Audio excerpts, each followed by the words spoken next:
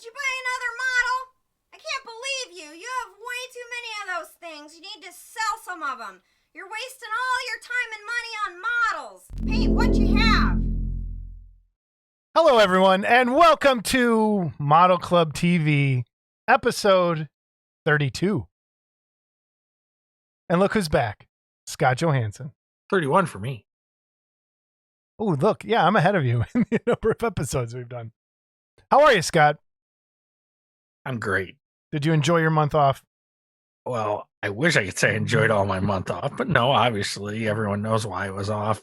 So no, we had a rough couple weeks. Things are getting back to normal.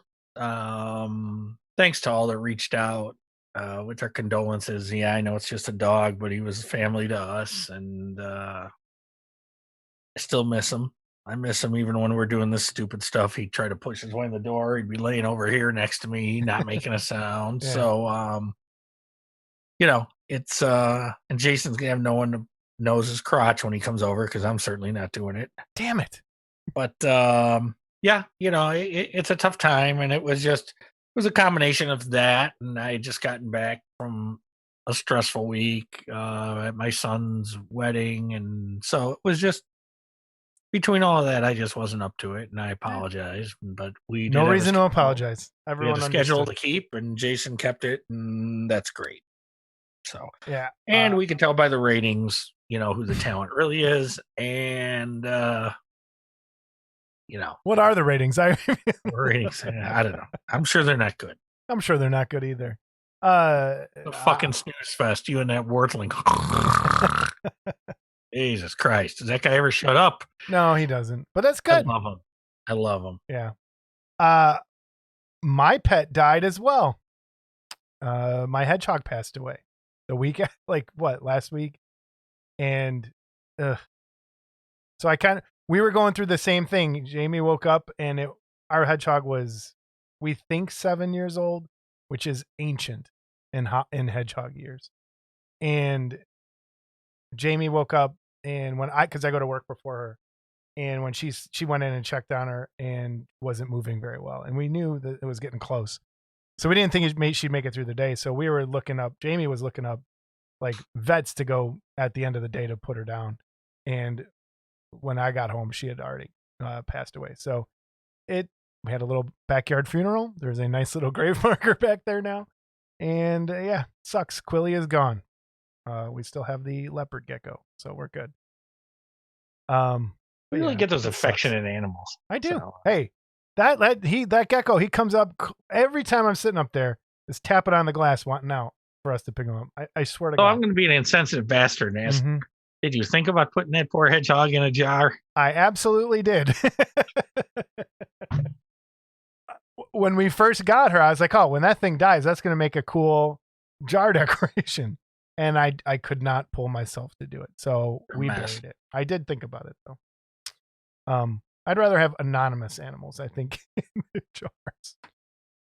But anyway, Scott, I asked you to watch a terrible movie. Did you watch it?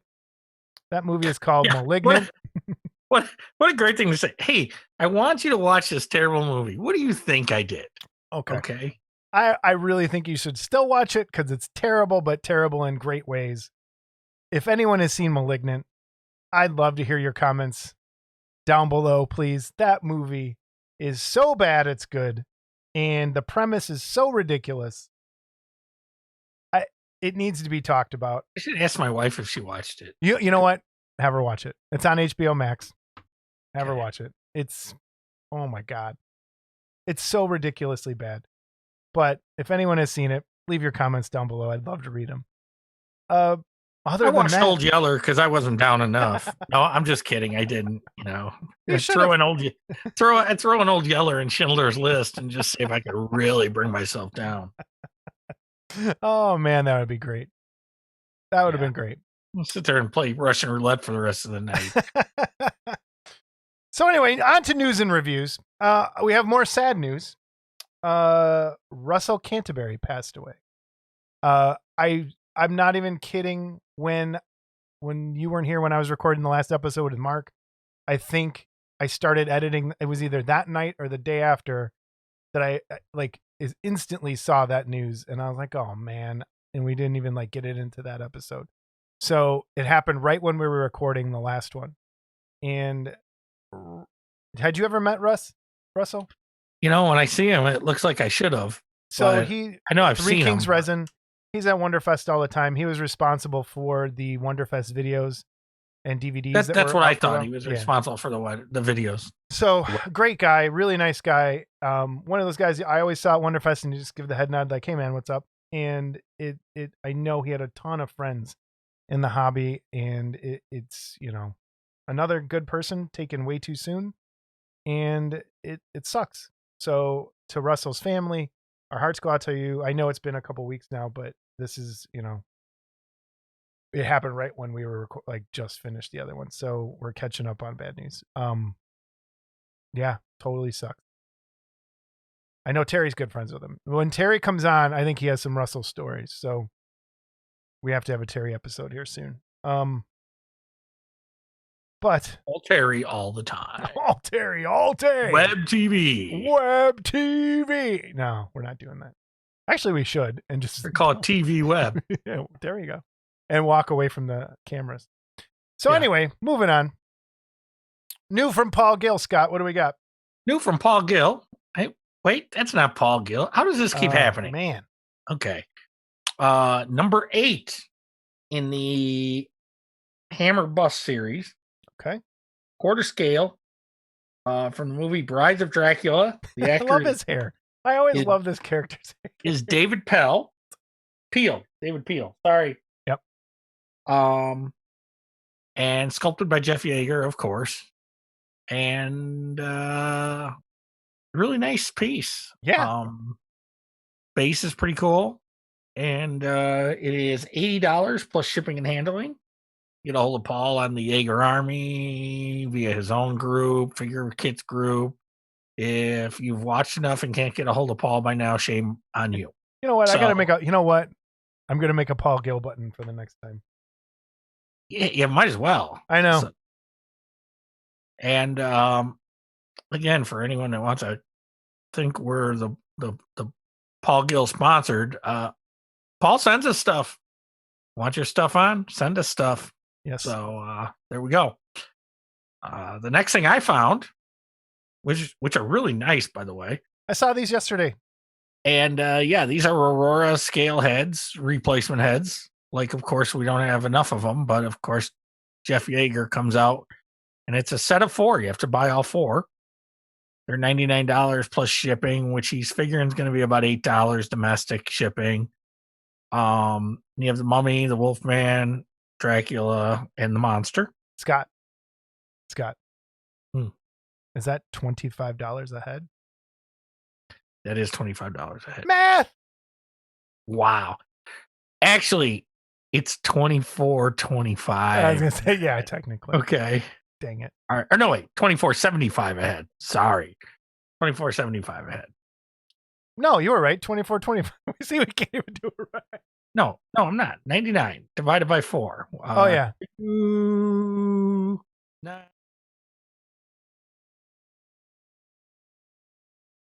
75. Like I said, $24.75. All right. Jag. So I was wrong. Okay. Anyway, they're not sold separately. You can contact Jeff via the Yeager Army on Facebook or via Messenger for instructions on getting on the list. I think you can also email Jeff. He'd probably put you on. I think you have his email somewhere. Mm-hmm. But if not, the Yeager Army and Jeff Yeager on Facebook. Yeah, I think that's the best way to get a hold of them. I'm not a big replacement head guy usually. But I really love the Monster, and I like them all. So, and this is why I bought extras of all these kits so that I could put replacement heads on them. Oh yeah. How many Monster kits do you have? I don't think that's relevant for this episode. How many Draculas? Dracula kits? No, of the Aurora one that this would go on. And the repost. Roughly? Yeah. Without checking my inventory? Yeah, just off the top of your head. Of each one of those 4 kits, how many do you think you have total? 6 to 8. Of each? Yes. Why? For this, because I knew some Okay. bastard would do Right, this. you're never It's gonna- Jaeger. You're never going to build them. But all right. So anyway, yeah. And while I was looking for info for this episode, I came across, this is Shadow Creations' latest, also sculpted by Jeff Yeager, big surprise, Wolf. And this is Jack really Nicholson. nice sculpt, man. I mean, if you look at it, this is really a beautiful sculpt. Yep. And I believe this one is quarter scale, $90 plus shipping and handling. And you can contact Troy Nayart at Shadow Creations with a K at gmail.com to order one of these. And Jeff's a busy boy. I'll tell you. He's a busy boy. Got to get him on here again. He's yeah, just to slow him down, just to give him a break. We'll get him on here again, maybe. And ruin his day. Ruin his day, yeah. So speaking of people that need to come on this show. Yeah, our next kit from our friend Rob Rotundi over at Needful Things. Now, anybody that's heard me talk about dream kits knows this is on my list. Errol Flynn as Robin Hood. And there you go. A dream comes true. And a dream comes true. Sculpted by our friend Lace Lee, who we also said we should have him on too. And we both briefly met. Well, I briefly met him. You met him. Spent a little more time than I did. But seemed like a really great guy. And he's the one that sculpted the Superman for Charlie. And I love this. I love it. I had one suggestion. And always with the suggestion. And Rob, of course, I forgot what he told me. It was pretty funny. I told him, do a bow that you could put over his. I mean, how does Robin Hood not have his bow? Okay. So he should put his long bow over him, just draped over him or, But I like this. I really do. I like it. I think it goes to, in the interview we're going to have later, the statue pose, like the statue instead of the action pose. I think that's a really nice And again, pose. This is a digital sculpt. Of course, I asked Rob, so when you're done, are you going to sell the file? And he about chewed my head off. But the nice thing about the digital sculpt, though, is like we talk about in the interview coming up, actually, I think he's going to make this a 1/6 scale, but someone wants a quarter scale one, yeah, maybe he can print one for you then. You have that option. And I know he's going to do, like he was talking, he's going to cast the base in resin, because and you'll see we talked to Ed about that too. But definitely that quill with the arrows in it. Looking at that, I'm like, yeah, that should be 3D printed. So this is probably going to be a combination. No price yet, but I know I talked to Rob and he said hopefully within a month his shop is going to be up and running. So we'll see. I mean, I've been like really excited about a lot of the 3D stuff I've been printing more than anything. But for a kit that's coming, this probably does it for me. I'm looking at this going, yeah, this is the one. So that's a nice kit. Speaking of printing, our friend Winner, I just suggested to him, hey man, how about the Groovy Ghoulies? And literally within a day, this mummy was done. Okay. And I printed them, and there's a picture of the one I printed next to it. And I'm just going to say, I printed this at 150%, I think, because I wanted it bigger. And I love it. I love it's got me like, I want to go upstairs and putty and sand on this thing and paint it. I mean, I don't know why. I just love this stupid piece so much. Well, did you good. I mean, 24-hour turnaround on a Scott Johansson idea. I mean, really? Well, maybe a little on. Maybe it was 48 hours, but still, it was, he did Drac. Don't listen to him anymore. He's going to bring you down. He had to do a little edit because he initially had it DRACK, and I had to send him an email saying, there's no K in it. So but he That's switched. an English thing. That's an English. Yeah, and he apologized to me, and I'm like, well, yeah, I just look at it. I'm like your editor. I told him. So, so I did buy the Drac. However, I can't print him at 150 because the body cape part won't fit. So he's gonna get like 125, I think. But no, So he'll fit. hold on. You might want to wait. But I might wait. Yeah, till we'll talk about that on the workbench as well. We get what else we got coming there. So he's gonna do the rest, I believe. And Very cool. And that'll be great because I'll buy them, but I can't print them. And I caught flack online because I have no idea what any of those are. Yeah. And for those that don't know, the Groovy Ghoulies were a spin-off of Sabrina, who was a spin-off of the Archies. So what's Sabrina? Sabrina was a witch, the teenage witch. Wait, for real? Well, these are all cartoons. Wait a minute. Was the live action TV show based on a cartoon that I had no idea? Then I'm not sure. Could have been. Yeah. Huh.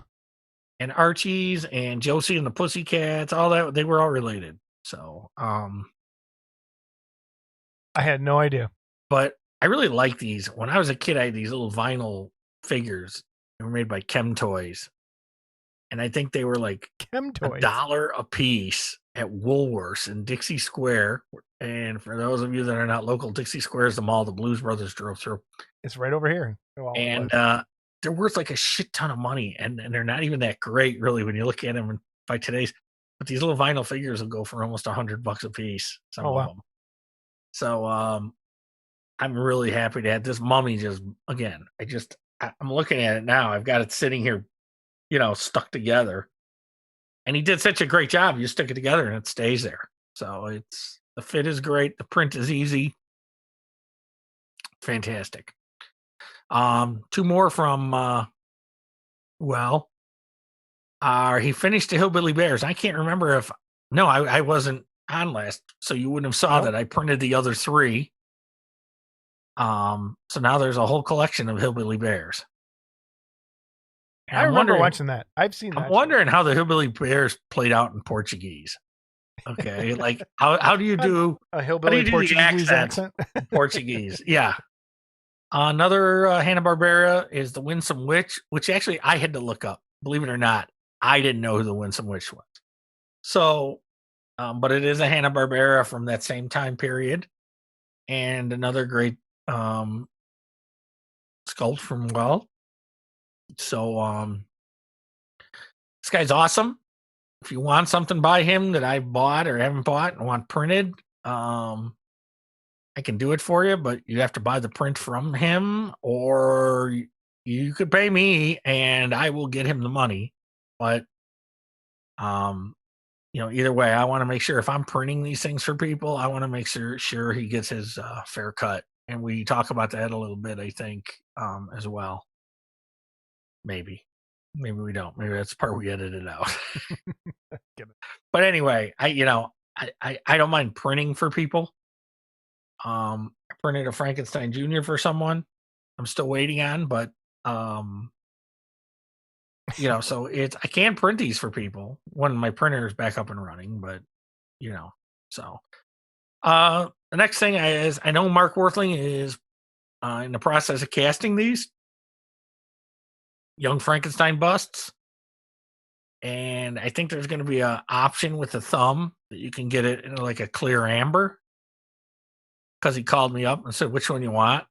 And he said, and I know he's charging like $10 more for the amber one. I said, how about $15 more and you just give me both of them and I'll decide when I get it. And that way I can review them both. And, of course, Mark said, oh, yeah. Good idea. Yeah, I'll take some more of your money, but promote my product. And no problem, Mark. That's what I did. So next we have from Todd Powell and Escape Hatch Hobbies. The next in the series, Morning Monsters, is Count Chocula, looking terrified that his cereal spilled. Another really cool piece, and I have a feeling he'll probably be doing these in different sizes like the other one, but I'm not sure because I literally saw these before we started recording today. So I just wanted to get them in there and make sure everybody knew they were coming.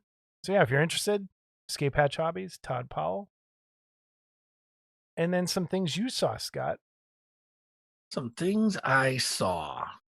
So first up, found this on the Jaeger Army, Jeff Rom, and this is one of John Tucky's Revenge of the Creature kits, sculpted by Jeff Yeager, obviously, if it was in the Jaeger Army. I really like the way this looks. Yeah. Like what he did with the base, and the creature's not... I just want to stop for a second and critique his paint scheme on the creature. Mm-hmm. I think that's the closest real paint scheme I've ever seen. Because the color pictures I've seen, they have that kind of gold in there, right? Yes. Yes. And I think people ignore that a lot of times. And it's really cool to see someone really go for that original what the suit looked like with the gold, kind of almost like a bronze, like into the scale areas. And like this is actually just like kind of like a plain green, like his belly area. Sorry. But anyway, Jeff, I love it. Anyway, sorry, Scott. That's all right. Next is one of two Imhoteps from Typhon Studios that I found painted on the Jaeger Army. And this first one is Rick Lindy. And I wish I had better pictures, but this is what he had on the Jaeger Army. But I really like the colors, like on the what is that? What do you call that? I don't know. But I really almost like looks like a mosaic on his neck piece. His neck piece. Whatever those are called in Egypt. So I thought that was nice. This kit, by the way, and I know I reviewed it here. This thing is a beautiful sculpt. So it is fantastic. I've seen a lot of people do good stuff with it too. So this is the second one I found. Same kit, a little different color scheme. Yeah, I like the skin on there. Again, it kind of gives it a creepy feel. Yeah, I love this kit. So, and it's one of those, I have a feeling, and I've often used this term on things. And of course, guys like Ed Bradley are going to be mad at me, but it almost paints itself. Okay. There are certain kits I used to say paints itself. You just start painting and it'll paint itself. That is so true. Especially like on a quarter scale bust that is so well done, it does. It feels like it just paints itself at times. Now, really I know Mike is a little behind in getting these out, but they're starting to ship again. And it's a great piece. So, and the piece he's got right behind it, I don't know if it's the one he's got right behind it, but piece we showed a couple episodes ago, Millicent, that helped create the creature from the Black Lagoon. That's a real nice piece too. It is a nice piece. So that's coming. God, I hope I'm on the list for that. I'll have to make sure. Something that I found was this Grim Reaper by Lynn Powell. Just kind of floating. I think it was on Resin Maniacs or somewhere, but it really makes me want this Grim Reaper kit. I've walked past it a bunch of times. I've picked it up and put it down, and I've been wanting to pick it up, but now I definitely am going to pick it up because this, I think, does it justice. Like, it's a really nice piece, and it's a nice, simple plastic kit, and it's just a Grim Reaper, but I really like what he did with this. Another Jeff Yeager sculpt. Another Jeff Yeager sculpt, yep. But there, you'd have like, what, 3 Jeff Yeager kits then? We've determined I have more than that. But one of these days, I'll figure out how many. And then, our best, most favoritist person in the world, Laura Stan, sent me some pictures of people that have done the Tauntaun kit that Stan Arts has put out. And I wanted to share those. I had Jen's last episode and forgot to stick it in, but I'm kind of glad I have both of these here now. So this first one's from Jen's Porner, and he always does great stuff. But this is just another example of how great this Tauntaun kit is, because it's fabulous. Simply fabulous. And also from Gonzalo Ventura, same thing. More Tauntaun goodness from both these guys. And if you really want, they're still working on the Luke to go with it, that you can replace Han with Luke. Check out Stan Arts if you want your own. There is a secret project they said is coming, but she wouldn't even tell me what it was. Maybe you know, because I think she likes you better than me, Scott. Just kidding. Just kidding. Well, if it's the one I think I don't know. is. She didn't tell me. She said there's a secret project coming. I'll tell you off All camera. right, tell me off camera. Maybe. Because she didn't tell me. And But- I do know this. They're planning on going to Wonderfest next year. Oh, that's awesome. Be able to see some of this stuff right up. And I got to tell you, David's work on the Frankenstein heads is amazing. He's such a good painter. And every time like I see another one, I'm like, well, yeah, there's another one. He knocked it out of the park. And he really doesn't charge that much to paint them, I don't think. I think, you know, and they're again, great. You know, they're really good pieces. So yeah, check out Stan Arts. They're great people. Really, really good people. Please.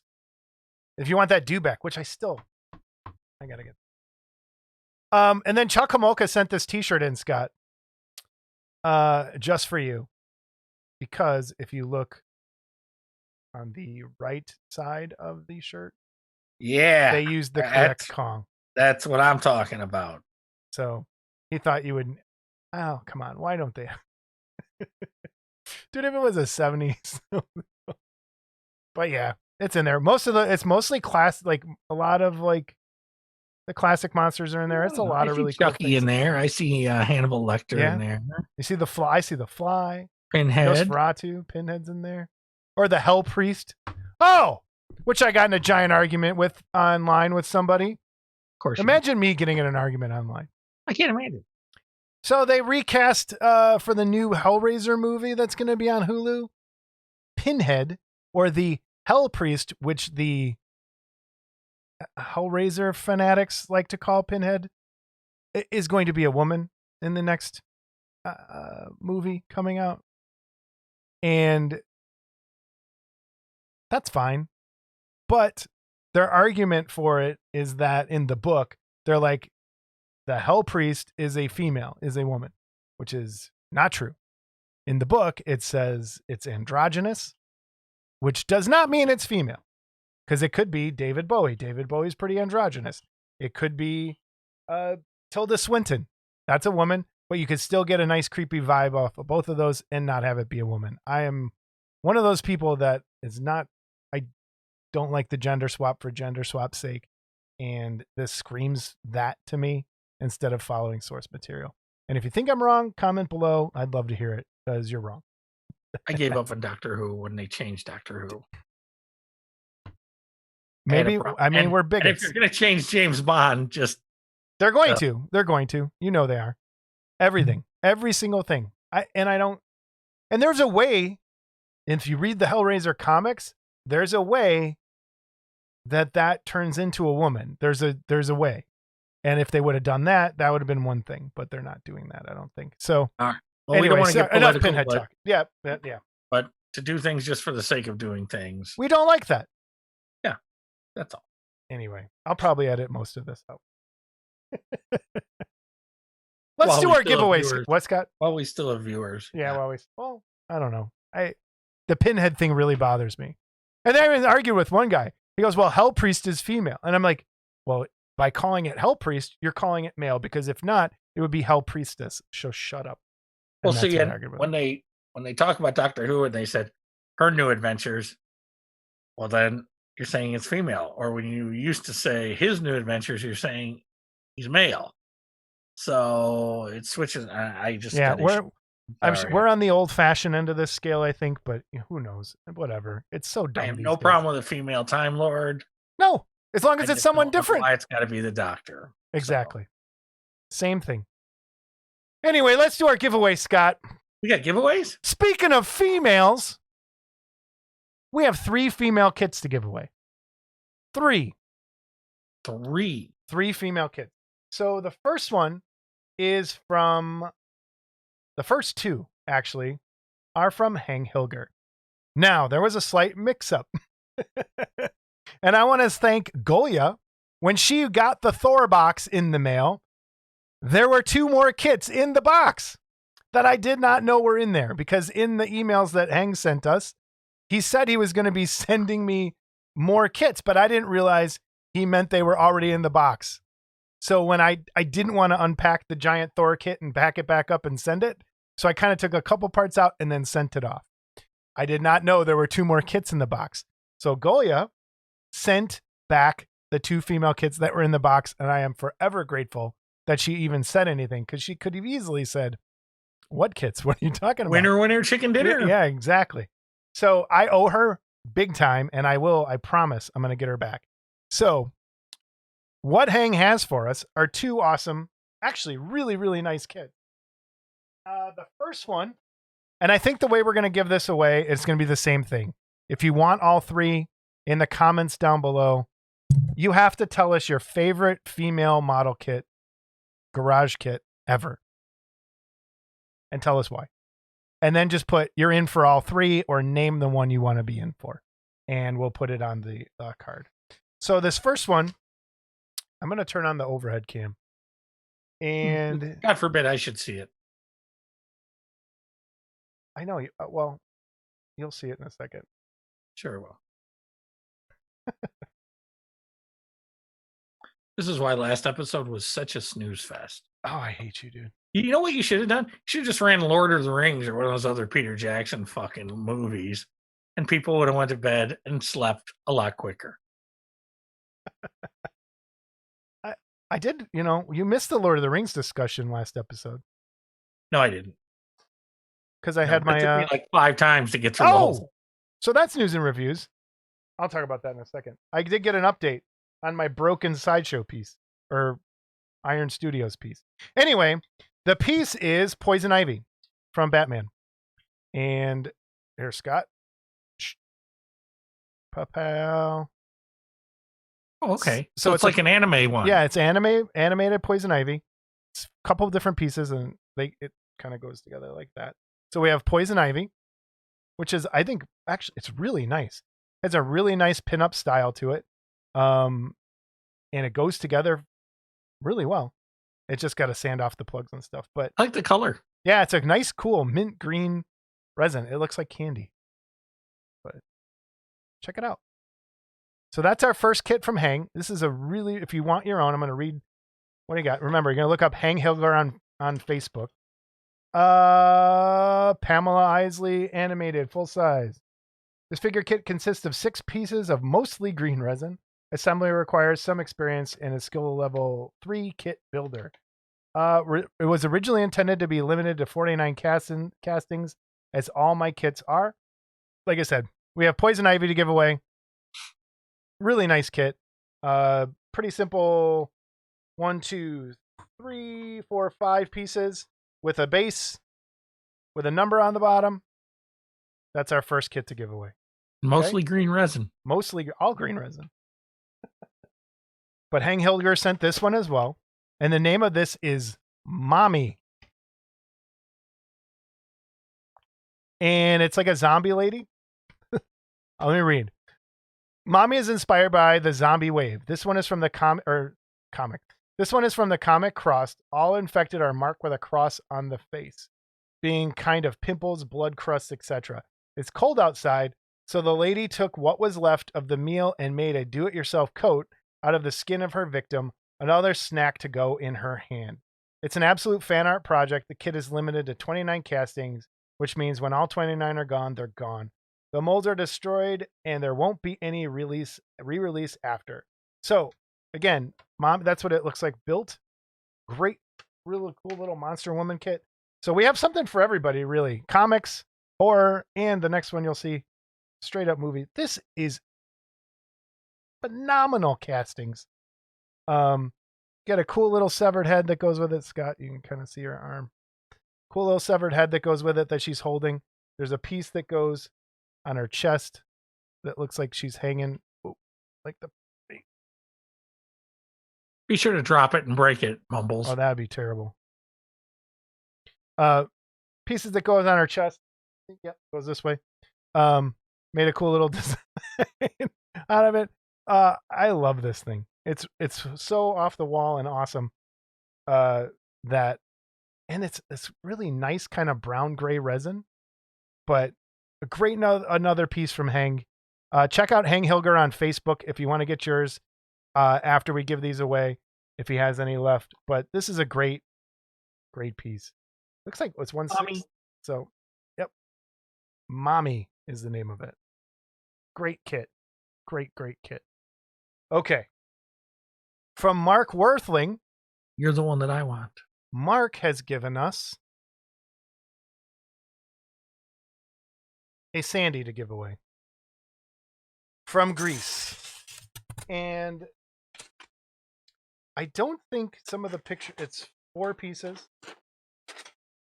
And I don't think the pictures of this online do it justice. Because when I finally got to see this in person here, this totally reminds me of one of those classic like garage kit girl kits. I'm trying to think of the name. The one that David Fisher was painting in one of it, like those ones that David Fisher would paint in the videos. They were like those really nice, solid, just girl kits, you know. Like the Linnea Quigley and like that, and the 38 special, was that the one with the girl with the gun? Yeah, and like that style of kit. This thing kicks butt, and I love it. So here's your chance to own a Sandy from Pestilence Labs. We're giving away all 3 of these kits. If you want to specify which one you want, put it in the comments down below, but we want you to say favorite girl kit of all time. And here's the base for that. Solid. Great kit. Thank you, Mark Worthling. And thank you, Heng Hilger. We'll have all your contact info up below, but that's our giveaway. It's Girl Kit Extravaganza. Please let us know. Girls. It's like an Elvis girls. And some great kits. Like there's not, like, out of all those, they're beautiful. Each one of those is fantastic. So thank you all 3 for sending us those kits. We truly do appreciate it. And I know, if I could get Worthling to send me something for free. I mean, just saying. He's sending somebody for free. Maybe you should enter. Wait, can you enter? Maybe I should enter. Yeah. I should enter because I wasn't on last episode. I should have been off this episode. Maybe I could have entered. All right. Sandy, by the way, is sculpted by Jeff Yeager. Okay. Of course. Everything is these days. You ready for the workbench, Scott? The workbench. The workbench.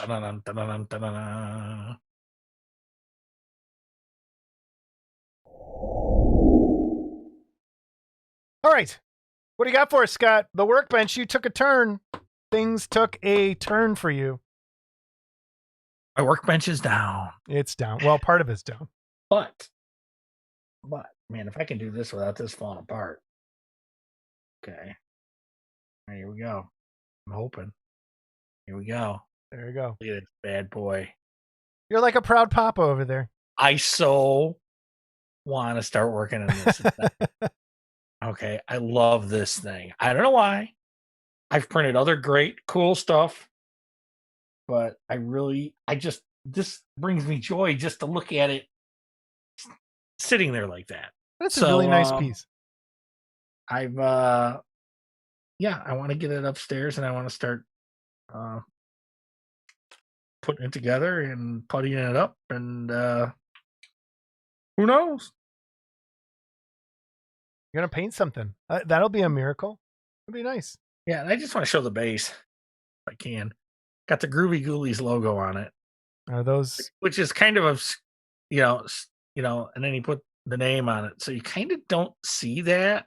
Are those lines supposed to be in the base? Yes, actually they are. Okay. Yeah, no, and why he's asking is because this was the piece. I will say this is the piece that my printer screwed up on. And much like you, and so I was really worried about this coming out.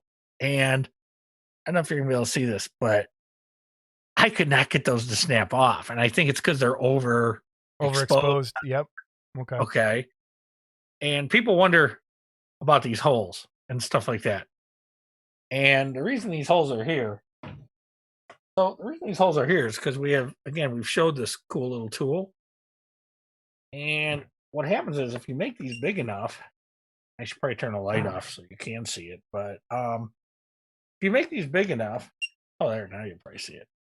Yeah, you can kind of see the light coming through there. Yeah, as you blind everyone. But this is how you cure the inside of these things. Well, first, let's tell everybody why you have to put holes in there. Basically, when you put a piece down, it makes a giant suction cup. And if there's no holes in it, it'll pull right off your plate or it'll distort the print. So yeah, if you hollow something, you have to put holes in there to vent air. And this was actually oriented like this. Yeah. Okay, but you still need the holes. The holes that were important really are these 3. Okay, but the rest of these were for curing. I put them in there mostly for curing. Yeah. These were the 3 more important ones, so that there's always, for the suction. And plus, it just helps the resin drain a little more as you're printing it, and But printing, I printed a long time, and now it's time to start doing something. Well, what happened to yours is the exact same thing that happened to mine, which is your motherboard burned out. It's one specific little piece, like it's called a MOSFET, that keeps the light going, the voltage to the screen light, basically on and off, and it gets stuck in the open position, and that's what happened. I don't know if we got a bad batch of motherboards. Anyway, this is what it looks like. This is the motherboard. This was mine with the resin that got cured on it that I had to replace anyway. So good news, there's no resin in mine. Well, I know. Good. I don't want to say there's no resin in mine. I haven't opened it up yet. Oh yeah. You just jinxed yourself. Yeah. Working on anything else? You cast anything? How's the Gillman coming? Your big Galuna. Well, I'm hoping now that I will be upstairs in the model room, I'll start to wrap up a lot of these projects and get them going. It's still my hopes to have the Galuna for Wonderfest.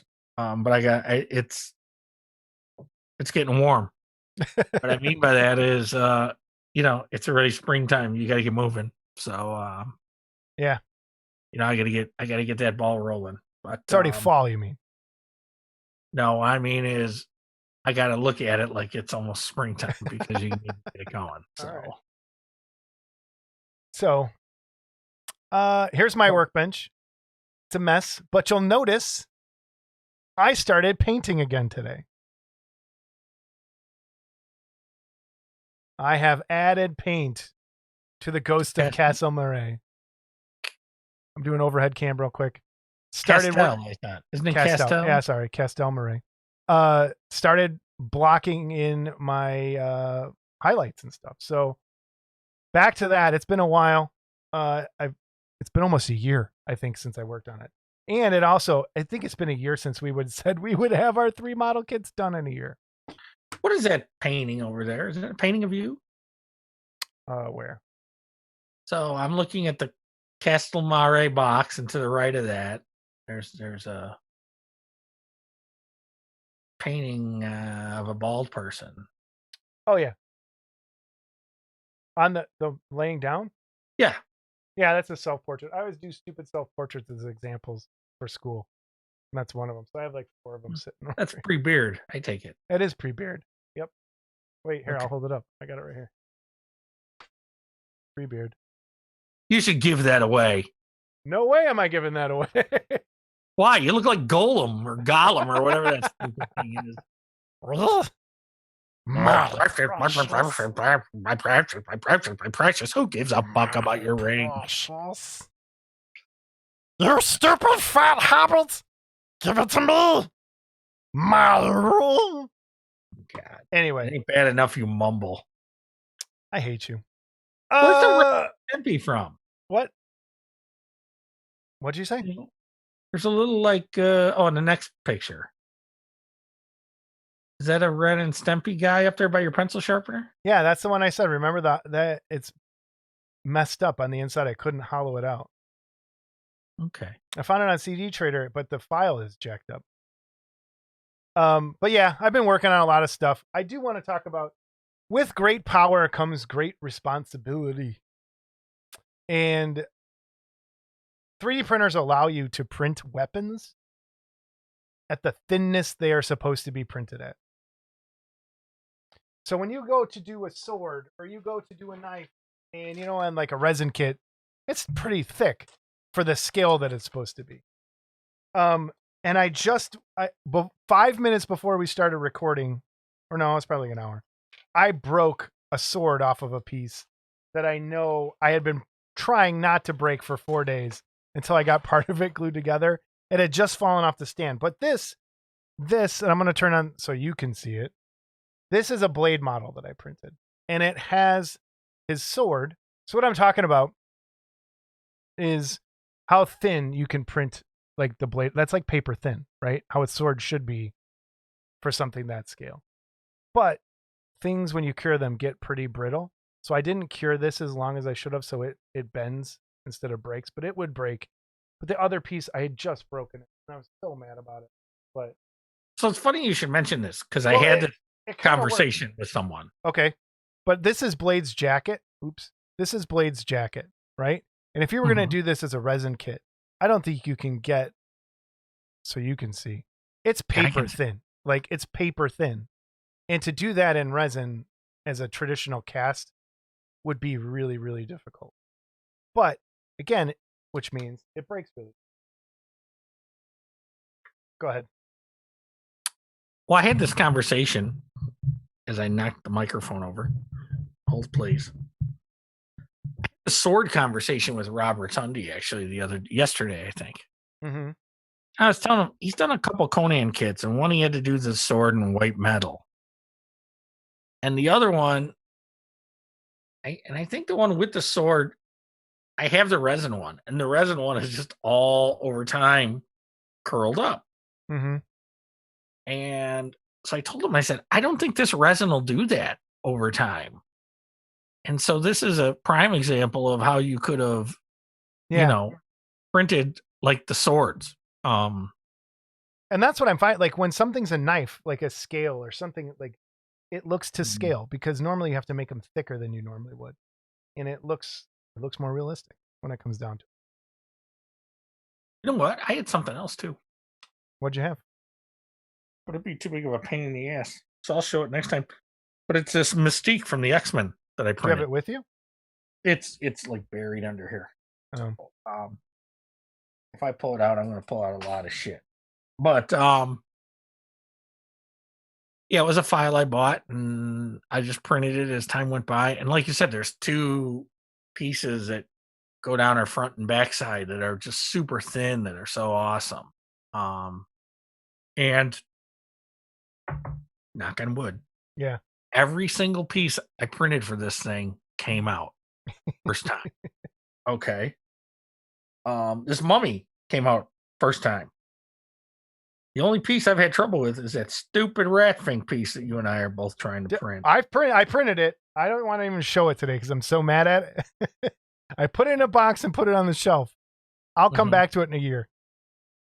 So yeah. That Ratfink, man. Ugh. I do want to say I started printing some of these monsters, these classic monster like caricature busts. But you can find him on my mini factory. His name is Amadou Aldevert. If you just type in classic monster busts, I think they come up. But they are awesome. How big are they? Show us one. Hold on. You have one there, don't you? So I printed 3. The Dracula just got done, but that's the Wolfman. It's like a tennis ball size. Okay, so you get, and this is just an example. And here's the creature. Like, wait, there we go. I'll turn on the overhead cam. Do those stand on their own or no? Yeah, they will. The creature doesn't. It's harder to balance the creature, but I love this werewolf too. This Wolfman. Sorry, this Wolfman, because it kind of reminds me of like if John Goodman was the werewolf when he was bigger. Like it has like a fat like a gas station guy as the werewolf. Like I love it. It's like tons of character in there, and this is a great painter's piece. You know how you said one of those pieces that paint themselves? These are just like perfect for that. So, and these are $25. I think it was on sale yesterday for $25. Normally maybe it's $35, but even then. So you get 6 busts. 6 busts. You can scale them up or down. This is the standard scale that they come at. So you could make these bigger if you wanted. You could make them smaller if you wanted. You can't go wrong with this. Actually, I'm sending this secretly to somebody, so I'm gonna have it in the mail tomorrow. There's still $25. Okay, cool. Yeah. Well, yeah. No, I mean, it's look. I don't know if you can see it on there, but it's standard. So, and just so you know, of this $25, $90 goes to the, or 90% goes to the designer. Yeah, from my mini factory. That basically means he gets $22.50 of it. All right. Look at that, more math. But so you're getting 6 of these. Now, what did it cost to print one? $3, $4? The Wolfman might have been 4 something. Okay, so let's just say 5. Not even. All right. Yeah, the other one was 2. The creature, I think, was 2. 5. And so for under $10, you've got these pieces. Yeah. I mean, it's how do you go wrong there? And they're beautiful. This guy does amazing work. Like, and Garage Kid guys are just cringing right now. Going, ooh. I know. But I'm telling you, this is the future is right there. I might buy them. But I don't have a My Mini Factory account, so I'll have to join. But another one for you to spend money on. Yeah, just what I need. But no, he's done. It's great work. Oh, I had one other thing I want to show. I wanted to one up Mark Worthling, not one up because his was from Japan, but better. I was in Disc Replay buying records, and they had these blind bag Godzilla figures. So. Yeah, by the way, I want those skeletons that he had. Oh, yeah. Yeah. Aren't those cool? Yeah, they're fucking $50 a piece. So let me open these up live. What did I get? Do a quick live unboxing here. I got Godzilla. Oh, wow. Got Godzilla right off the bat. And I got... I'll show you what I got in a second, Scott. I got... What is it? Mothra. Thinking it turned into a show me yours, I'll show you mine thing, is it? Godzilla and Mothra. Those are cool, though. Yeah. Nice. Cool. All right. Anyway, our interview with Ed Bradley is next. Big Ed. Ed's a great guy. Ed is an amazing painter, trying to branch out and do other things. He's painted for many companies, painted for collectors, toy companies, statue companies, has been around a while, and got some great tips for us. We see some of his work. I'm going to put a bunch of it at the end in the gallery today, and enjoy our interview with Ed Bradley.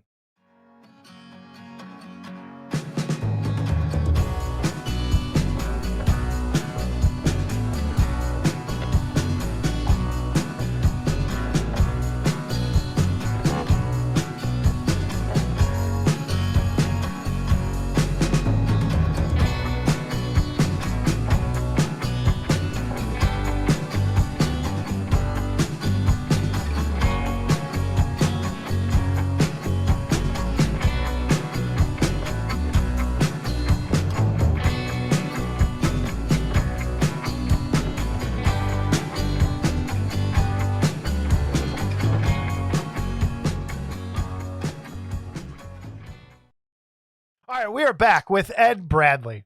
How you doing, Ed? Doing good. How are you? Doing great. Like we said, we got storms heading our way, so we'll see how it goes. How'd you get started in garage kits? We're like your little mini history in the hobby. There was an exceptional comic book shop in my area that I found, and it was back when Diamond Previews, like the Previews catalog. They actually carried carried garage kits back then, but they weren't all legit. They were when Phantom Hobbies and Elfin were recast everybody's stuff. You could order those through Diamond Select and get them at your local comic shop. There was a modeler's resource. There was Kit Builders. There was Amazing Figure Modeler, but it was all back in the adult book area. There was a closed off section for 18 and up. So up until then, I never had access to that stuff. I didn't know what model kits were. Once I turned 18, hey, I'm going to go back where the titty mags are. While I'm back there, I find garage kits. And that was it. They didn't sell very well in my area. He had like 5 of everything. Nobody gave a shit. And he was about to just take it all away. And then here I come showing all this interest. And he said, well, I mean, what do you want?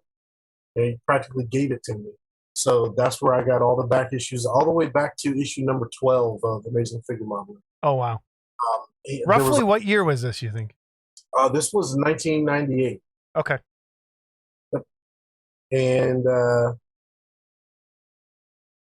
I was into anime. I was into comics. I was an 80s kid, so, all the goofy horror stuff, of course. So this was all right up my alley.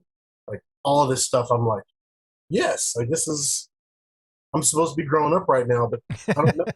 No, I really don't want to, because there's all this cool stuff for me to get into. So that's where it was. And it was, it took from 98 until probably 2010 before I built and painted anything that didn't look like dog shit. I mean, it seemed like it was just never going to happen. I was like, man, I'm terrible at this. I should just stop.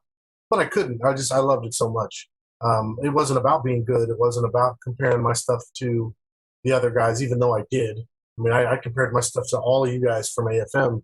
That was kind of what made me want to say, well, I'm not figuring out. They're explaining it to me in these articles, and I'm not really getting it. So maybe do my own version of that. Maybe do what works for me. And that's when I found success. That's when I found, hey, yeah, I'm not such a dumbass after all. I'm not an untalented, little dork. I do have a little something here. And just like David Fisher always said in Model Mania, the more success you have, the more you want to do, and the more you can push your boundaries and the limits of what you think you can pull off. So that's pretty much all it was just, finding that stuff at the comic shop. And then he started giving me broken statues to fix. The owner of the store, I was bringing in models, and he's like, you're doing all right, man. Here, will you fix these? Because back then it was, I don't think around that time when DC was in its infancy of doing statues and Bowen had first come out, and there was Creative License and more creations. It was still pretty small. Pre-paints were. Graffiti too, wasn't it? Graffiti out then too. Yeah. Graffiti did a bunch of X-Men stuff, some Marvel stuff. I don't think that they had a system in place like they do now, where you could just, show them proof of the defective statue or whatever, and if you smash it and show them proof that you smashed it, like Sideshow does, they'll send you a whole new thing. Back then, it was pretty much like most retail outfits. Well, sorry, your shit showed up broken. Sell it at a discount. What do you want us to do? You got it wholesale. So he'd give me all these, they'd have little cracks in the wrist, or the finger was missing, or the barrel of the gun on Punisher was gone, or the 5 o'clock shadow didn't look right. So he'd just give me all this stuff and say, here, fix it, and I'll give you credit towards the store. So I was off and running. I was big time. I thought I was a freaking rock star. Started doing that more and more, and then internet, there was Statue Forum. A lot of people posting stuff there. There were a few customizers on there. I started posting my work there. Instantly, my inbox filled up with how much to paint this, how much to fix that, how much to repaint this. And I'm like, shit, I don't know. So I'm going to guys like Mike Felsigno and Steve Realhaus asking for advice. And both of those guys were gracious enough to kind of, push me in the right direction. And Steve was one of the first ones to tell me, like, exactly what we just said before you started. You think you want to do this, you want to be this big painter guy. But then once you start doing it and people start expecting things of you, and you realize how much free time you don't have, and they stalk you online and they watch your every move, because if you're out partying with your friends and you're not painting their Frankenstein, they got a bone to pick. He was dead on with all of it, from the industry down to private collectors. He was spot on, and it helped to kind of get that warning that I don't think a lot of people get. So I've always been very grateful to him for that. But yeah, it's for me, it just felt like a natural progression where I did it because I liked it and I wasn't any good. Then I all of a sudden I became competitive with myself and wanted to outdo my last build-up and show prove that I wasn't spending all this money on expensive kits and airbrushes and paints, and you know how expensive this hobby can be. So why am I spending all this money if I'm not even happy with what I'm doing? Am I really enjoying it? Is it even a hobby? What is this? What has this become? Was the question. And I hated my full-time job. I didn't have anything in my life that really brought me any joy or made me feel like I was doing anything worthwhile. So there was always something kind of missing. And then once the paint jobs started coming together a little more, then I went, okay, there's people out there making money doing this, and I hate my job, so why don't I switch jobs and do that instead? What year was that? Because I remember, well, when was your first Wonderfest? When we met, I think the first time. 2000. What year? 2000. Okay.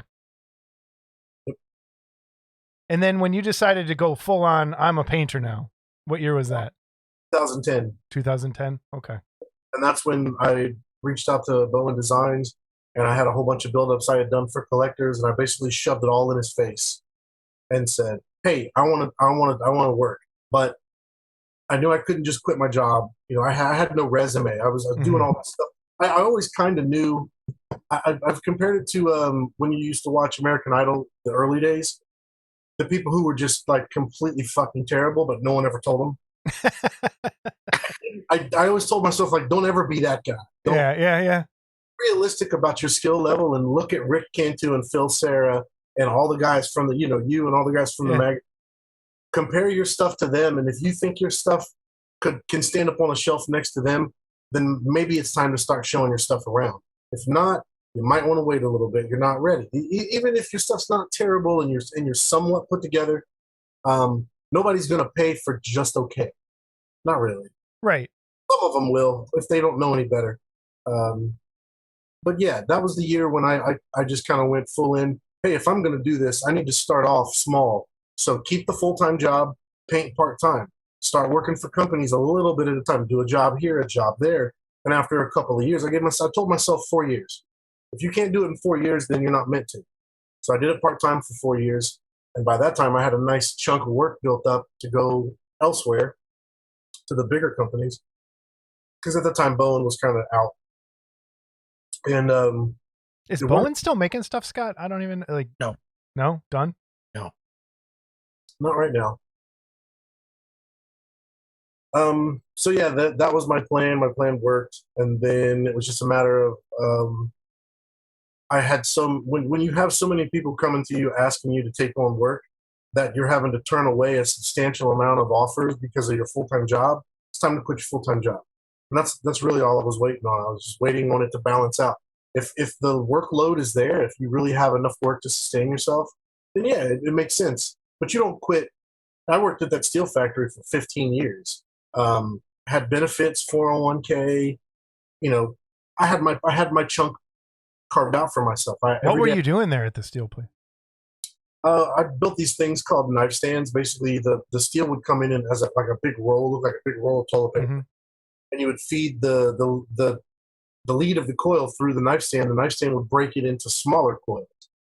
So I would build the big thing that would crunch down on the steel and cut it into multiple. Oh wow! Okay. Coils, and then we would rewind it at the end. So you turn one into like 7 or 12 or whatever, and then we would package them off and ship them. So yeah, so that's what I did for a long time. It was terrible, but I do credit my. I had a supervisor there that I didn't always get along with very well, but he's a good guy, and I respect the shit out of him. And he kind of put the kind of work ethic you need to be self-employed, especially doing this kind of work, and know that I don't have anybody breathing down my neck. I can get up and do whatever I want all day long. But if the work doesn't get done, you don't get paid. And once that reputation gets around, people stop coming. And it happens real easy. You both know how people talk.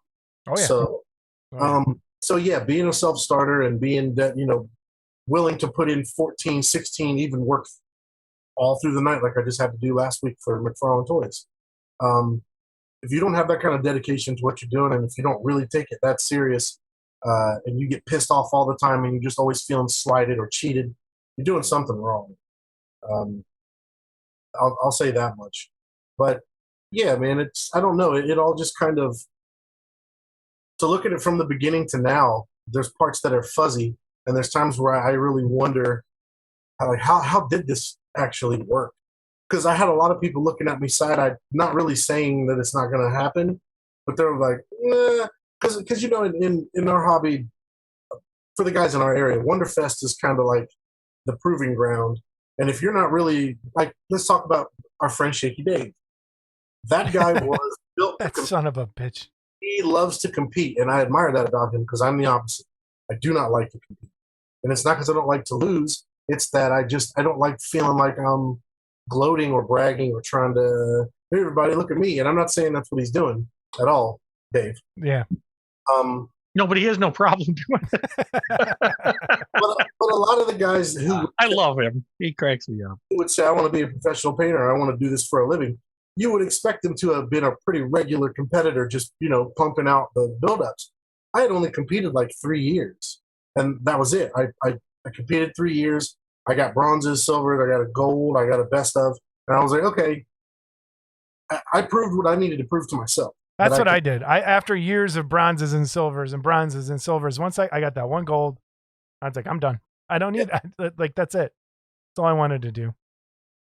So yeah, I could see why some of the guys were like, you've got this guy who nobody really knows who he is for the most part. He just kind of comes in, does whatever, and leaves. And all of a sudden, he makes a few friends and starts going, hey, guys, by the way, I'm going to quit my job. I'm going to paint. And they're all going, you got a kid, man. What the fuck are you thinking? You can't just quit your job. You got job security, man. You've got something that a lot of people don't have. You got time in, seniority. I had a shit ton of sick time at that job built up at that point. Like, why would you walk away from that to go possibly fail? Here's my answer. My answer is, and this may have been like replayed on social media by now a million times, and I'm sure other people have said this, but it was that thought of, when I'm older and I'm on my deathbed or I'm in my dying days or my time's about to come, that's when all of the regrets start to come in, supposedly, right? And that was one I didn't want. I didn't want that regret. I didn't want that what if. I didn't want that. You never fucking tried, man. You never really put it all on the line. So I put my marriage on the line. I put time with my child on the line. I put my friends and family on the line, my living situation on the line. And a lot of people judged me, and I did what I set out to do. And I've been self-employed for going on 7 years now, and I'm doing fine. And my wife and I are about to buy our first house. Awesome. Bid it on a house, and it got accepted. So I'll warn you about the house, and Scott will warn you too. You're now going to have a job that you don't get paid to work at. Right? It's so bad. I can't just call the landlord and be like, hey man, come. Yeah, it's when I got my house back in 2014, I'm like, it was like the best thing. It still is, but now it's just like, oh my god, I don't get paid to work here. And I'm curious how that's going to work too. I'm a little afraid of my November, December, where I'm at with my schedule between printing and painting. I am concerned how that's going to affect it. It takes a toll. Like, it's hard for me to fit in. I mean, now between the podcast and one, I want like painting and stuff. When something breaks, it's like, oh, there's $200, there's $300, and then there's 10 hours to fix it. But I want to walk through just some, like a couple of, like, where are you now with the 3D printing? How are you fitting that into your painting schedule? And what are you doing for other people? What companies are you currently working for, if you even want to say? And how's that going? It's rough. COVID really just threw a booger in everything. Yeah. It's been really tricky. I there for a long time I had it good. I mean, what can I say? Things have changed. It's not that any. I think 2019 was probably my best year, and then things already kind of started slowing down a little bit, and then COVID hit, and that's when it really all the companies I was working for just started pulling work. They just really didn't have anything, and that really sucks. So it was bare bones. I still did a few pieces for Sideshow during that time. They were very gracious, and they gave me work where they probably could have. But all their in-house people were working remotely, as everybody was working remote. So, yeah, didn't really kill me, but it severed a lot of ties with some companies that I don't see myself working for anymore. That's a shame. But bring in the printing stuff. An ideal day for me is come out in the garage, Um, get the printers running, and once they start running, you guys know how that goes. Depending on the part, it could be 9, 17, 24, 32-hour print. So then I get those running, and then I focus on, okay, so what's on the paint schedule? And that's kind of how I do it. I'm trying to focus more on, right now is a really cool time. You've got collectors who are seeking out sculptors, and they're saying, hey, I don't want to buy someone else's version of Wolverine or someone else's version, like any character you can think of. They want their own. So they're paying a sculptor to do an original sculpt. Now they're shopping around a guy like me or you or Scott who owns a printer, and they're like, hey, I got this little thing I'm doing just for me. How much to print this? And then once they have it printed, then they're looking for a painter. How much to paint this? And there's a lot of these guys that are doing this. So obviously I'm like, well, hey, I can do all that right here. Right. So you bring me the files, whether you buy them online or you have them, you're paying $5,000 for some guy to sculpt you an original thing. Bring me the files. I'll print it. We'll backfill it with either foam or resin or both, whatever needs to be done. We can print stuff in clear. I can tint the resin and do like people like to paint the translucent flesh. Mm-hmm. I can print that here and then paint over top of that, and then get a really cool skin effect. We can do it with like for my Devilman with the wings, make the membranes transparent. We can just add some clear to whatever color we want to do the wings in, and then you don't have to paint them solid or opaque. You can use transparents. So I'm having fun playing around with that and giving people even more one-of-a-kind stuff, even more personalized. So yeah, the pre-paints are popular and kits are popular, but if these guys have no skill, they just know what they want. I want my Superman like this. Well, between me and a sculptor, we can give you that. And yeah, it's going to be expensive and it's going to take a couple of months, but it's working. So that's mostly what I'm into right now. One thing Ed said that, and I know it's true, and it's one of the things that have kept me from casting full time for people for sure, is you got to have the discipline to sit and you have to treat this like it's a job. Mm-hmm. Okay, not like it's a hobby, and I'm going to sit around and have my coffee and fuck around till noon, and maybe I'll go down there for 4 hours and then I'm done. It sounds like Ed's got a pretty good grasp on it, where hey, it's a job. This pays the bills. This is what I'm doing. And too, because it also opens up opportunities where, early on, I started building a friendship with Mark Newman, and he gave me access to some files that nobody else is going to get to play with these things. And he asked me not to share, this is just, if you want to learn how to print, I'll let you use some of my stuff.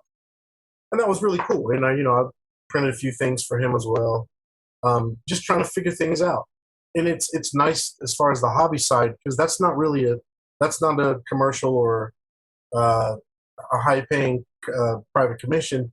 That's just, two people saying, hey man, how can we both benefit from this situation? And having situations like that where I can get a hold of stuff that not everybody's going to get their hands on, that's where the hobby part comes back in for me, because the collector in me, the greedy kid in me that's like, ooh, nobody has this, and now I've got one, or I've got the files to it, and I'm allowed to print one for myself if I want. That kind of exclusivity, that kind of like insider, whatever you want to call it, it's pretty cool. It helps. It helps on the days where you've got people nitpicking the shit out of your work and making you do stuff 3, 4, and 5 times over, and just really super criticizing the work that you do, and you're like, man, this really sucks. I'm not enjoying this today. But if you have a scenario like that where like if you're friends with Tony Cipriano and he says, hey, here, play around with this, and you're like, oh, hey, cool. Yeah, I wish. Right. He doesn't give us anything. There's opportunities in my experience right now where I've had the opportunity to connect with a lot of different artists in a lot of different places. I've befriended some really awesome sculptors in Brazil who are doing some some futuresque type stuff already on their own. And so I reached out to them and I was like, hey, I see what you're doing. I really like it. What do you think of this? And I just start showing them future stuff. And immediately, like, we've been friends since we were 5 years old. So what's with Brazil? Let's start there. Why are all these awesome digital sculptors coming out of Brazil? I have no clue. It's amazing how many guys are down there doing really cool stuff. Yep. And it's, I don't know. People need to And the pick up one their guy, game well, around there's it. two guys I've bought the majority of my files from, because they do what I want. Yeah. And they're both from there. And, man, the one guy is just so super nice guy, and he's like, I suggest something to him 2 days later. He's like sculpting it, and it's like, I told him, hey, man, do the Groovy Ghoulies. Next thing I know, there's the Mummy. Now the Drac's out. Yes. And now my fucking printer's broke. But like this Mummy I printed, I love it. It's like, yeah, this thing's cool, so it's, And I think, Ed, you probably fall in the same category. Scott has a real niche, like, stuff that he likes. I have, like, that same kind of thing. Me and you are very similar in our taste, I think, in kits, that there isn't a lot of that stuff that we like out there, where 3D printing has opened that door to some of the more 80s kids stuff and the 90s kids stuff. Like, even that, like you just said, the futuresque stuff. If people can bring that back through 3D printing and find a way, which I think you're attempting to do with some of that, I think that's a great place to be. Check out Stuart Good. He's doing a couple of pieces himself. He's looking to Terada and Nirasawa as well for inspiration. Really great guy doing really cool stuff. He's constantly, man, that guy's a printing machine. He's always posting. I don't know how he does it. It's like, anyways, if you like that kind of stuff, go check him out. When it comes to painting things, is there something like, is there a job you won't take because you're like, oh, I hate painting that kind of stuff? There's a job I used to not take when my daughters were both younger, and I wouldn't do if a female wasn't done, in my opinion, tastefully. Basically, they're always coming out seeing what I'm doing. Yeah. Anything overly sexual or risque or perverted or just dirty. As much as I like that stuff, like anybody else, but I wouldn't take the jobs because I didn't want my daughters being I don't know. I didn't want to normalize that to them. I didn't want them to think that that's something that's okay to just shove in anybody's face or what. I mean, I'm not gonna. I don't want to get political about it, but it's just my own personal. I have no problem with nudity in kids. Never had, never will. But I don't need my little girls coming out here seeing me, Right. painting boobs all over the place. It just, Meanwhile, TikTok is showing more than oh yeah. No, don't get me started on TikTok, dude. Oh my god, dude. It's But brutal. that and dinosaurs. I've tried to do dinosaurs. I can't, man. I don't get it. I suck at them. I suck at. It's funny how some things are like that. You're just like, I don't like I just don't understand how to make this look right. Yep. That's how I am with cars and airplanes. Like anytime I try and do that, it looks terrible to me. Like I can't. Someone's always like, "Hey, can you paint this car for me?" I'm like, "Oh no." No. Right. I'm laughing at Ed because, he hates the dinosaurs. And of course, we all know Steve is like the dinosaur king. Yeah. And Steve hates doing superheroes. Hates it. He does him, but he hates it. Right. He just, he'd rather paint 100 dinosaurs to one superhero. I would say that 70% of my body, like I don't want. It's gonna sound like a total douchebag comment. I can't. I don't know any other words, but 70% of my body of work, it's all superheroes, and it's gonna be. I mean, I'm booked out for the rest of the year on. It's all superheroes.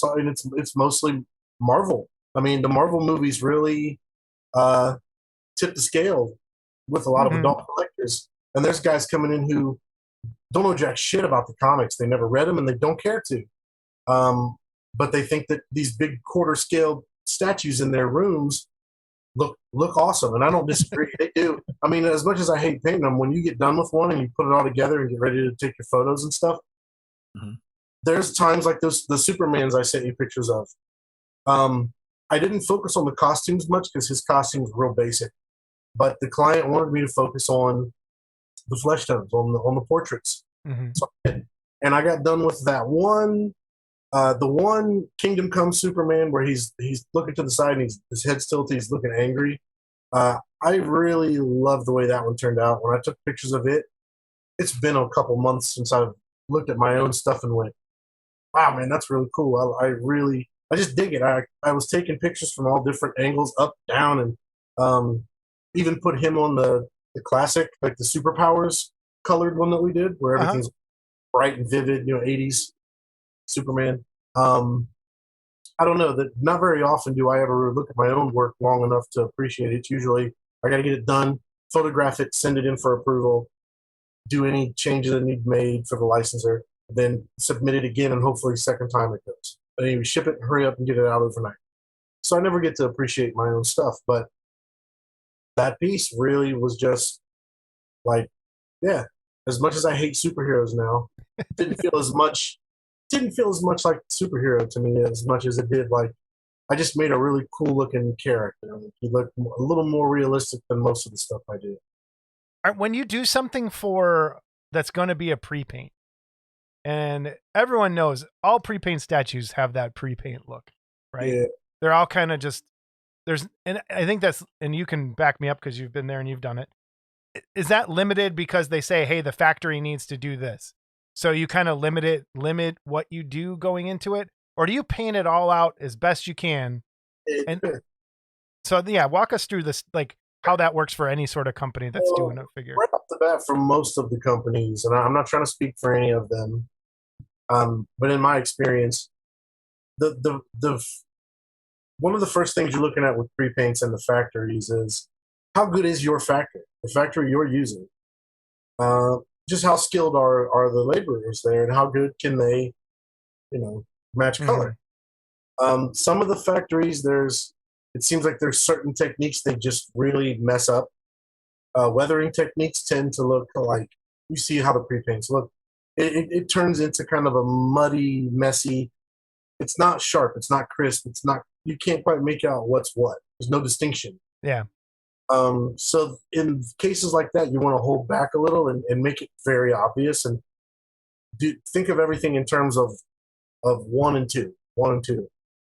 Like for me, if I'm going to do a pair of combat boots, base coated black, dry brush it with neutral gray.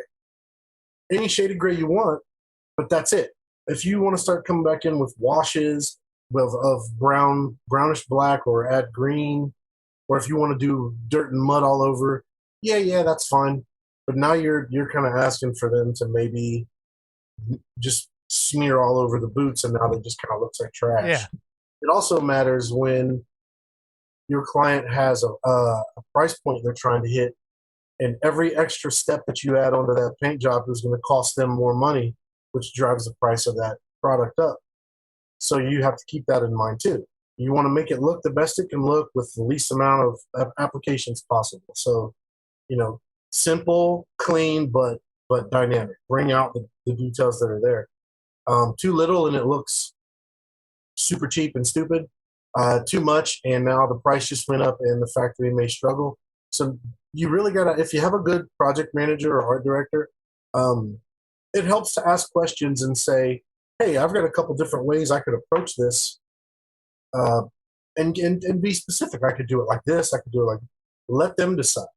Take some of that pressure off and let them tell you what they would like you to do. Because ultimately, a lot of times they've been to the factories in person. They've seen the production up close.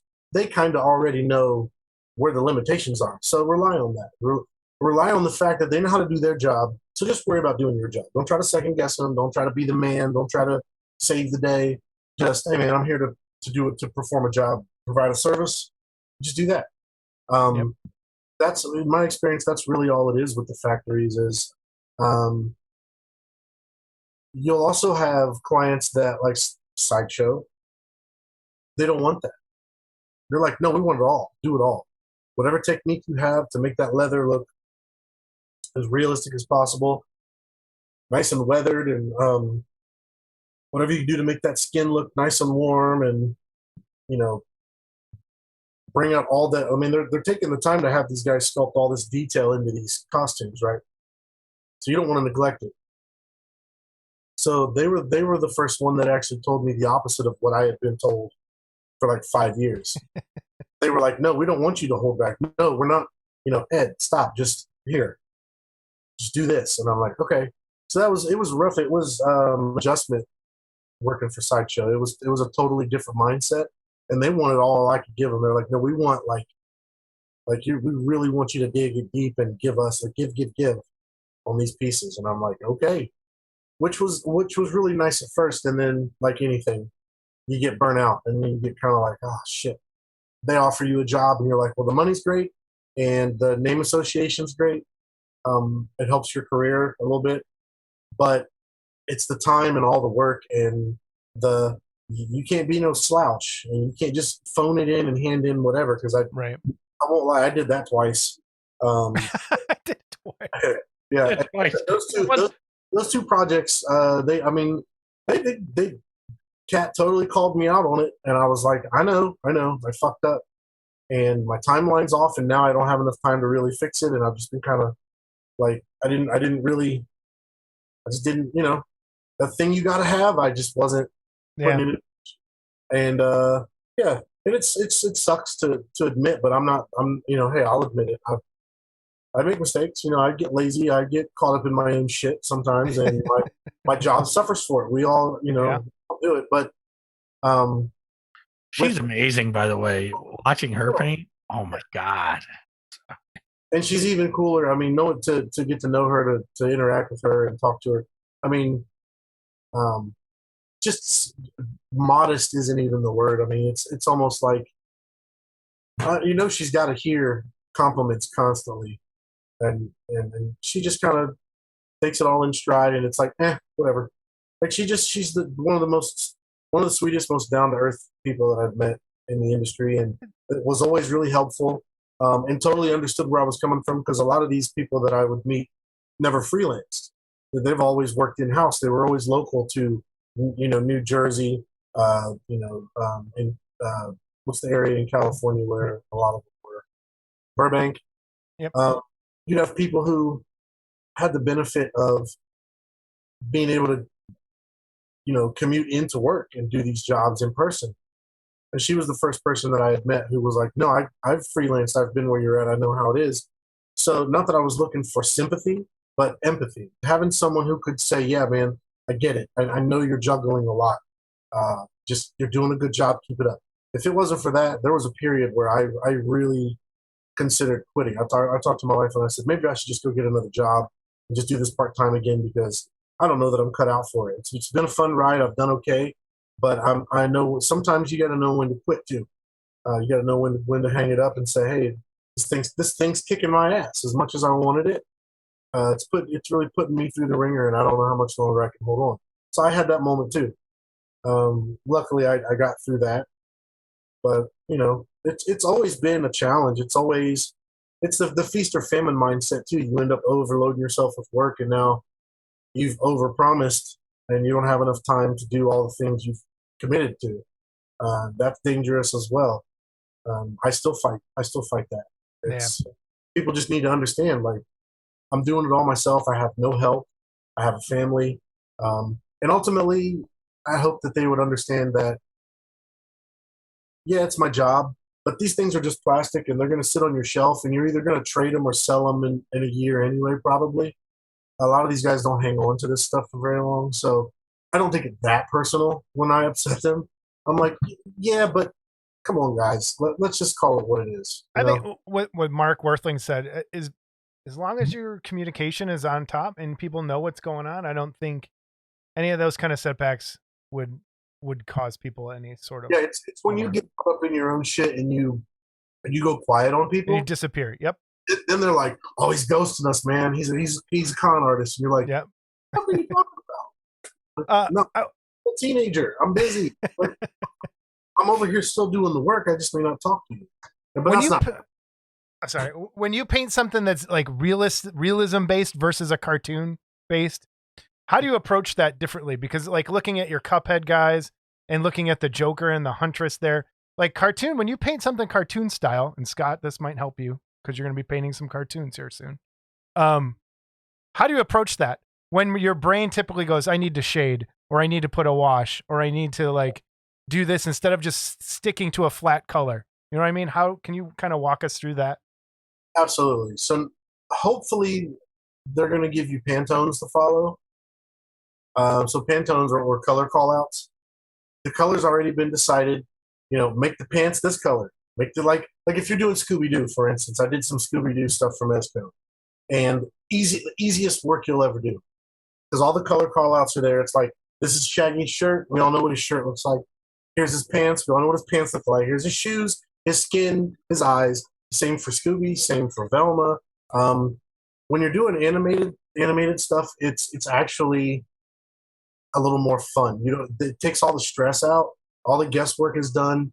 You don't have to worry about contrast. You don't have to worry about playing on the shapes at all. It's if the everything that is the hair, it's all one color. That's it. Everything that is the glove is all one color. That's it. There's no dry brush. There's no washes. You don't have to worry about picking up any detail. They don't want that. That's not what they want. What paint is there a specific paint when it comes to Pantones? So you just have to match whatever that is using your paint. That part can be hard. Typically what I used to do was I would ask them, okay, when I know I got a project coming, I'm like, hey, we're doing Pantones. But as you're shipping me the parts, send me the Pantones, so that I can sit around for a day, mix up a bunch of these Dixie cups, put a little piece of tape on top, and write the Pantone on it. So when my project comes, all my colors are already mixed. I've already gone through the headache of trying to get it right because they want them pretty exact. And when you know how when a wet paint sample looks one way, you dry it, and then it looks a little darker. But also depending on what's underneath it. You know, did you use? Because another thing that I've been talking with people about lately too is, since at what point did everyone decide that gray primer was like the only primer that you use? You wouldn't get out Crayola markers and draw on gray paper. It distorts the color. Why is everybody and their mom still using gray primer on everything? Dude, use white primer. What the fuck is wrong with you? White primer. That's what it's at. Like, I don't know if you've seen it, and Scott, I've talked about this on the show before. It's called zenithal priming, where you do black, gray, and white on the same thing, so that you have your light shift is already on there for you, and you do really thin coats of paint, and it kind of builds up the highlights for it. It's really cool. People should check it out. I think it's a great way to prime your kit. I would love to check it out. That sounds very interesting. A lot of the miniature guys do it. It's called zenithal priming. It's kind of like zenithal highlight. Yeah, when I picked up the trick from AFM amongst multiple contributors, where you start with gray and you dry brush white and then use your transparent color and then spread over it and then boom, and you're like, oh shit! Like, it's the same kind of thing. Yep, looks so much better than sitting there dry brushing all heavy or doing washes that don't stay where you want them to. But yeah, there's no specific type of paint that we have to use. I've got Citadel paints here. I've got Comart paints. I've got Jesse's Garage Kits colors they're amazing. And I use the shit out of these cheapies that everyone says suck. I've been using these since forever, and they work just fine for me. They have the best blue. That's what I used for my Superman blue. There was a blue that I would get from like Ceramcoat or something. This is my favorite blues from Vallejo. I have like 10. It's this dark blue. Okay. From Vallejo, and you can just use, any other color to manipulate. But just starting from this point, to me, just is super comfortable, especially with doing eye color, like blue eyes. Add a little bit of black to outline it, then fill with this, then add white and do your highlights. What's the name of that blue? Is it just plain blue? Dark blue. Okay. 70.930. All right, cool. Dark blue, that's a tough. So I think, even though I'm not a painter, I think I can answer your question about gray primer. Okay. I think a lot of people use it because it's easy to see the flaws in the model. Okay. Okay. And, so at that point they can see others that seem like gray is real easy to see. That's I true. always hated white resin. So when I cast now, very seldom will I not cast in gray resin. Okay. Because it's easier for the people to see. It's like, so I always looked at that and said, it's like having a primed kit in your hand. Yeah. The gray resin.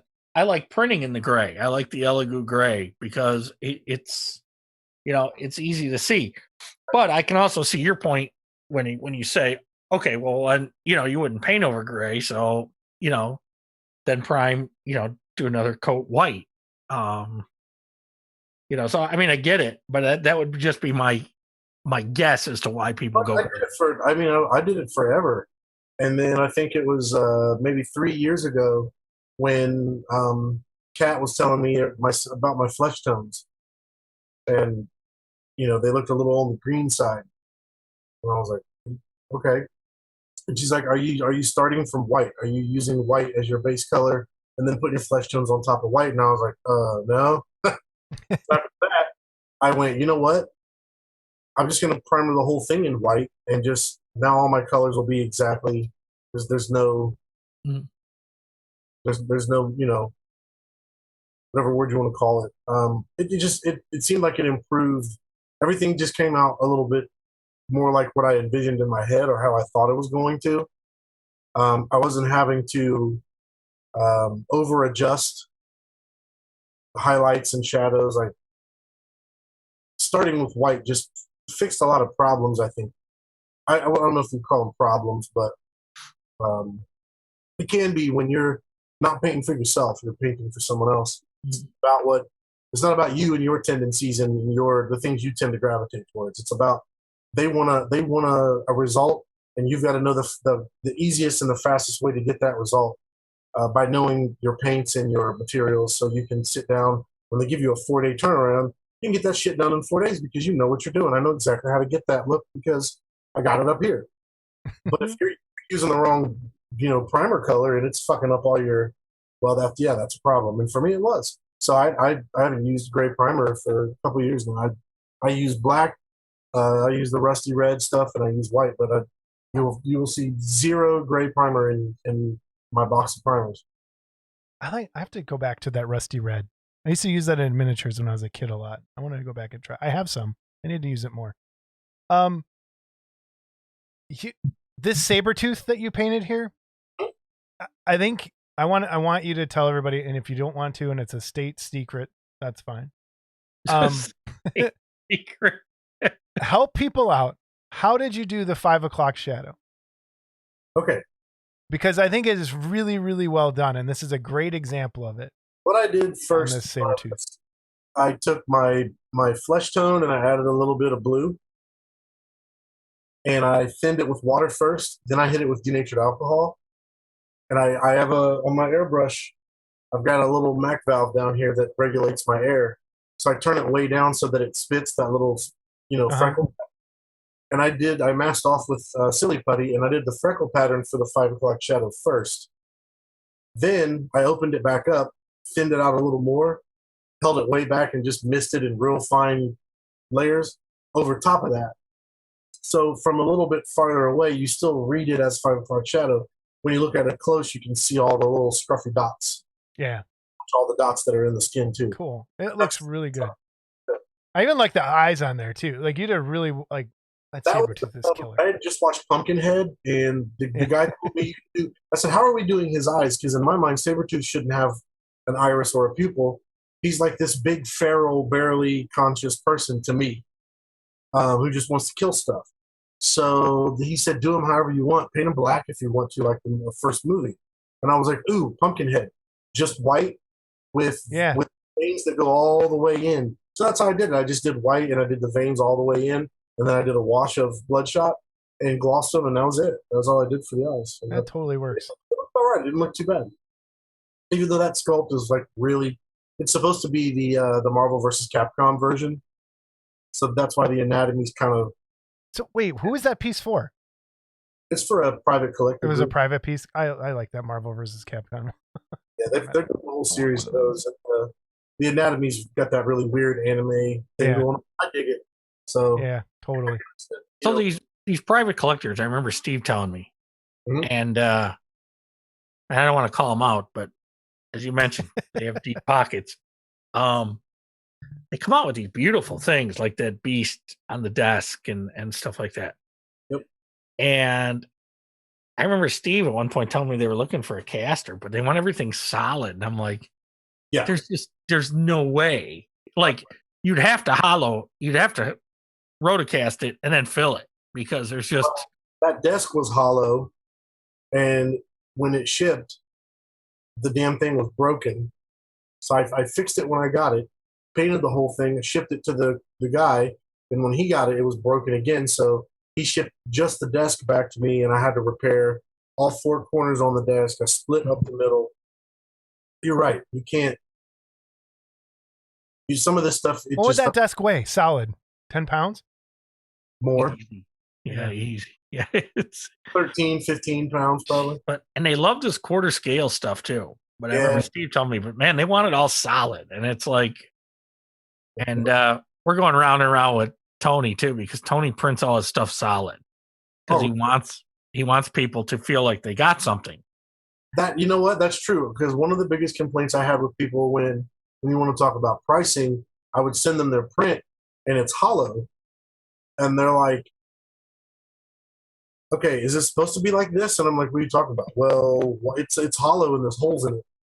And I'm like, yeah, that's how it is. And they're like, but this isn't what I wanted.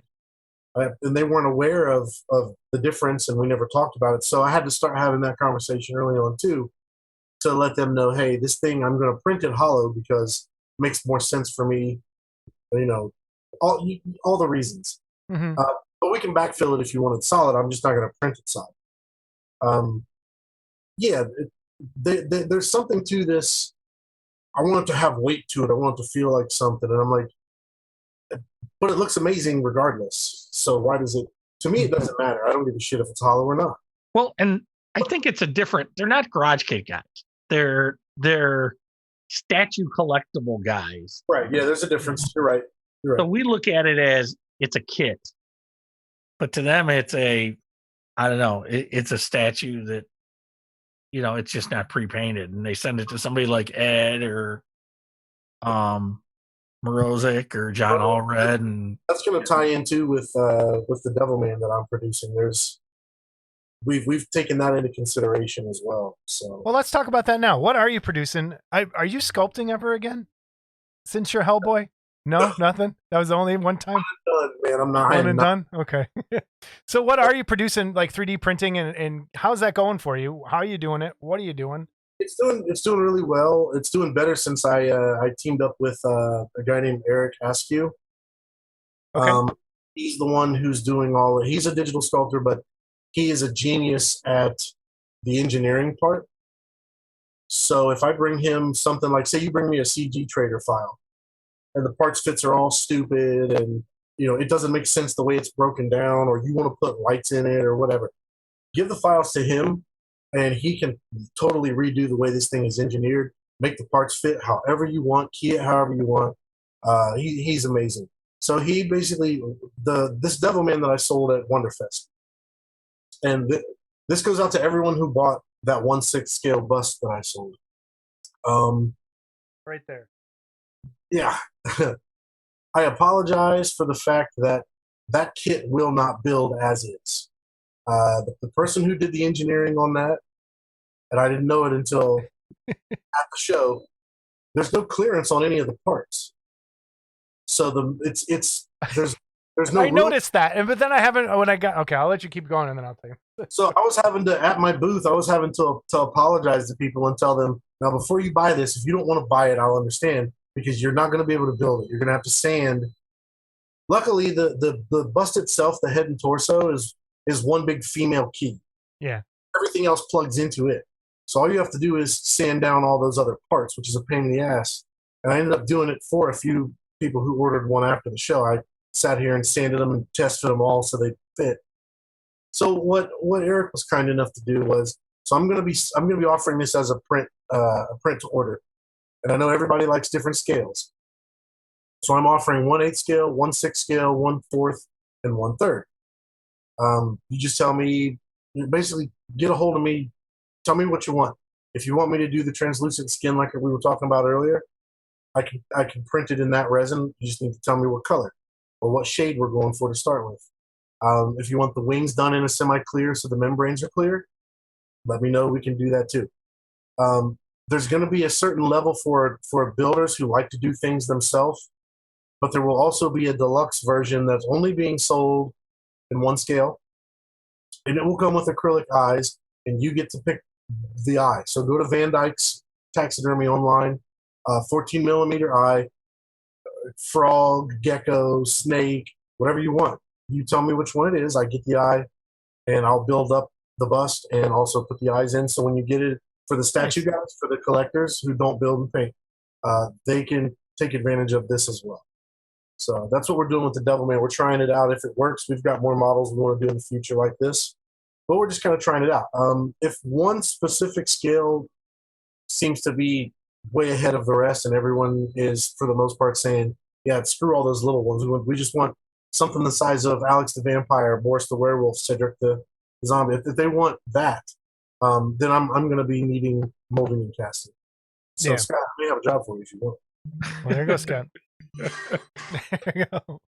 Sorry, my phone started to go off. That's the deal with Devilman. I wanted to appeal to all collectors. I want the kit builders and the non-builders. I wanted to have something for everyone. And also, no two will be alike. So if I have to do a deluxe version for someone, you won't be able to pick the exact same colors as the last guy. You won't be able to pick the same eyes as the last guy. I want each collector to truly have a one-of-a-kind piece that's not, this isn't for mass production, this isn't pre-paint. This is a one-off. And that's the intention, and that's what it's going to be. Very cool. That may piss some people off, but then don't buy it. I don't care. What do I? It's plastic, guys. You know what I'm saying? So it always comes down to that. It's plastic. Just plastic. If someone wants to reach out to you to have something printed or is looking for a printing service or any of that, what's the best way to get a hold of you? Where can they find you? Give me your Instagram. Give me all that stuff. Yeah, I'm on Facebook. At Bradley, you'll see a picture of me and my kid. We're going to link to everything here. But yep. Instagram is at Hey Painter Guy. There's a bunch of, I don't even know what's on there because I just ran stuff. I'm not the best at self-promotion either. Oh, the worst. So there's no Ed Bradley TikTok, huh? We should start one. I would say that. There's one. There's 3 videos on it. There's 2 of my dogs at my old studio walking around while I'm working. And there's one of a Miles Morales Spider-Man that I was working on. Oh, cool. But that's it. I don't have time for, I'd like to get into the video part. I'd like to do paint-alongs or, Zoom classes, or I'd like to get into that realm and start monetizing, letting people not just watch me work, but be involved so they can ask questions, follow along. What I'd really like to do is we'll pick a model and we'll, either I'll 3D print the copies, or we can, if we all have printers, we can all 3D print them. So we're working from the same piece, and then just do a Bob Ross. Everybody get their drinks, do a sip and dip or whatever. Yeah.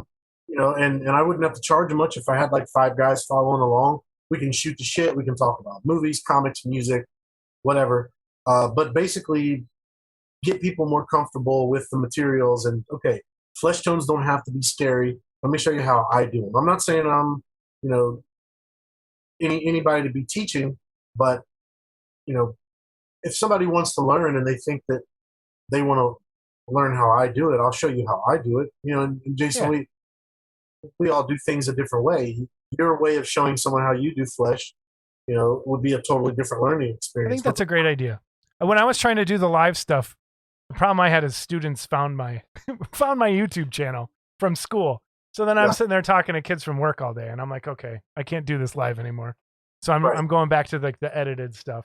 But not only that, I'd like to get one where we can take, like I was talking with you at Wonderfest, we can take an old model kit that's not very impressive, and kind of boost it with some 3D printing.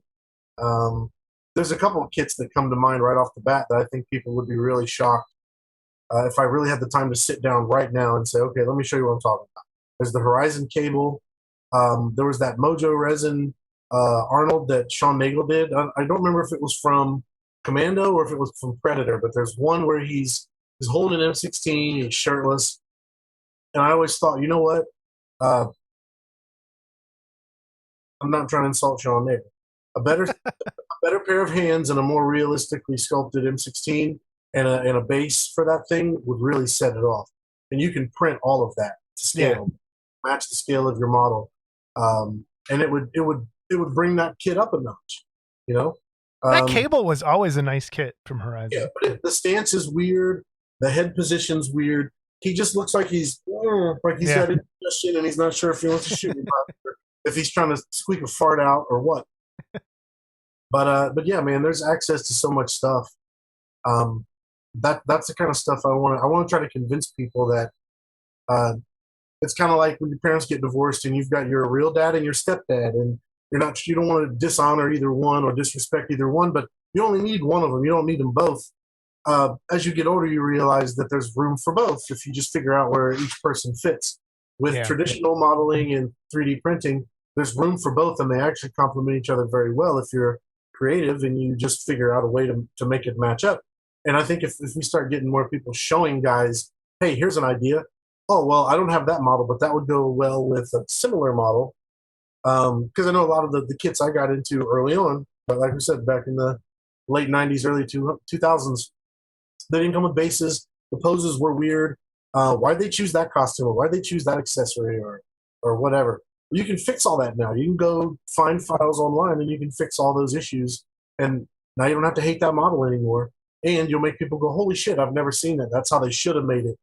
And then it gets people talking and it gets everybody interested. What do you mean 3D printing? Well, how much are they? I could get one for $300. You know what? I think I just might. Yeah.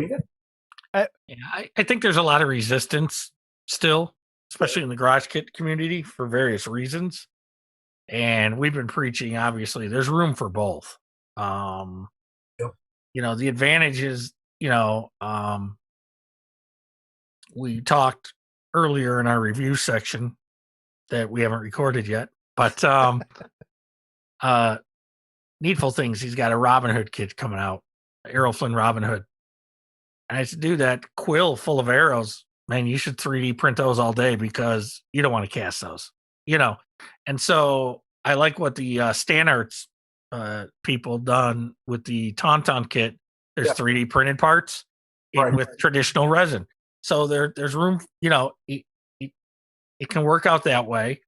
I've said, and as you know, and Jason knows, it's hard to do large production runs with a 3D printer because they're just so damn slow. Okay. And so it's kind of like you just touched on. So you get maybe everybody wants 1/6 scale. So you traditionally mold and cast that. But if you get somebody that comes in and says, can you do one in 1/8 or whatever, you still have the ability to custom print one at a different size. Well, in the other kit that I'm doing, the one that's actually more future-esque, the Kamen Rider Zoe versus Doris, I'm going to do the base, because the base is the largest and takes the longest time to print. Mm-hmm. I'm just going to make a dump mold, and I'm going to cast that in resin and 3D print the parts for the figures. So that way I can reduce the cost a little bit and help myself out by not having to 3D print all those bases every time. This is the smaller version, though, right? Yeah. That I got? Yep. That's the 1/12 version. Yep. And we're doing it. We've got 1/6. So I'm going to be doing it. I was trying to shop it around and get some people to take one molding and casting on it. It just seemed like everyone was kind of in the same spot that I get in a lot, where between life and work, you already have so many irons in the fire. You don't really have time. There it is. And also the sculptor's been waiting on me to release this thing too. So he's sitting back like, okay, we were supposed to be selling these. What's the deal? I said, well, let me do the base as an actual casting, and then we'll print the other parts, and then we'll offer it around the same price we were going to offer it. But we'll just do it print to order. That way I'm not asking you to crank out, give me 10 castings, and I'm paying for all that up front. And maybe we only sell 7. Well, then what do I do with the other 3? They're going to sit around. I don't know that I really want to do that. I would rather just, if you want it, come to me and we'll make it to order, and then I know I'm not working for nothing. I'm not putting this time in where there's no guaranteed sale at the end. Like I'm doing this for me is all about and I know it's kind of a contradiction, but I need security, and I've chosen a lifestyle where there really is none. So if I'm going to go off and make my own stuff, I'm going to build in some security. Yeah. I mean, that makes sense. It really does. Ed, anything else you want to share before we take off? I think I've ran my mouth enough. I mean, I don't really. Do you have an email or anything? You want to give that out, or you just want people to go through Facebook or Instagram? You know what? It seems like Facebook Messenger really is. I mean, everyone's got tablets and iWatches. That seems to really be the best way for me to communicate with people because I can shoot images, they can shoot me images. I can send them links, or we can even switch it over to a video chat. Or because I've got the camera set up right here at the paint desk. I can show them stuff if I have to. Very cool. Yeah, I mean that's really it. Yeah, I'm excited to see where things go from here. I mean, I'm doing more stuff with guys who are bringing me original sculpts, so I'm like, well, shit, no one's even going to see this thing till I'm done with it, and only one of them is going to even exist. So I've got a guy who's doing a Namor the Submariner with me, and it's all original, so there's just one of them, and he's going to be the guy to have it. And then there's a Black Panther from him right after that. And I've had a little bit of influence. Like I never get to play art director. I never get to have input with posing and accessorizing and base details and things like that. But this guy's allowed me to have some of that input. So very cool. Being able to take my experience with how kits, you've seen bad kits, you've seen good kits, sharing that with him has helped save him some time and some money as well. I'll tell you what's driving me nuts, Ed. What's that? Because I'm a 70s, early 80s comic guy. Mm-hmm. And I look at all this stuff and it's beautiful. It's hyper detailed. It's what I call realistic.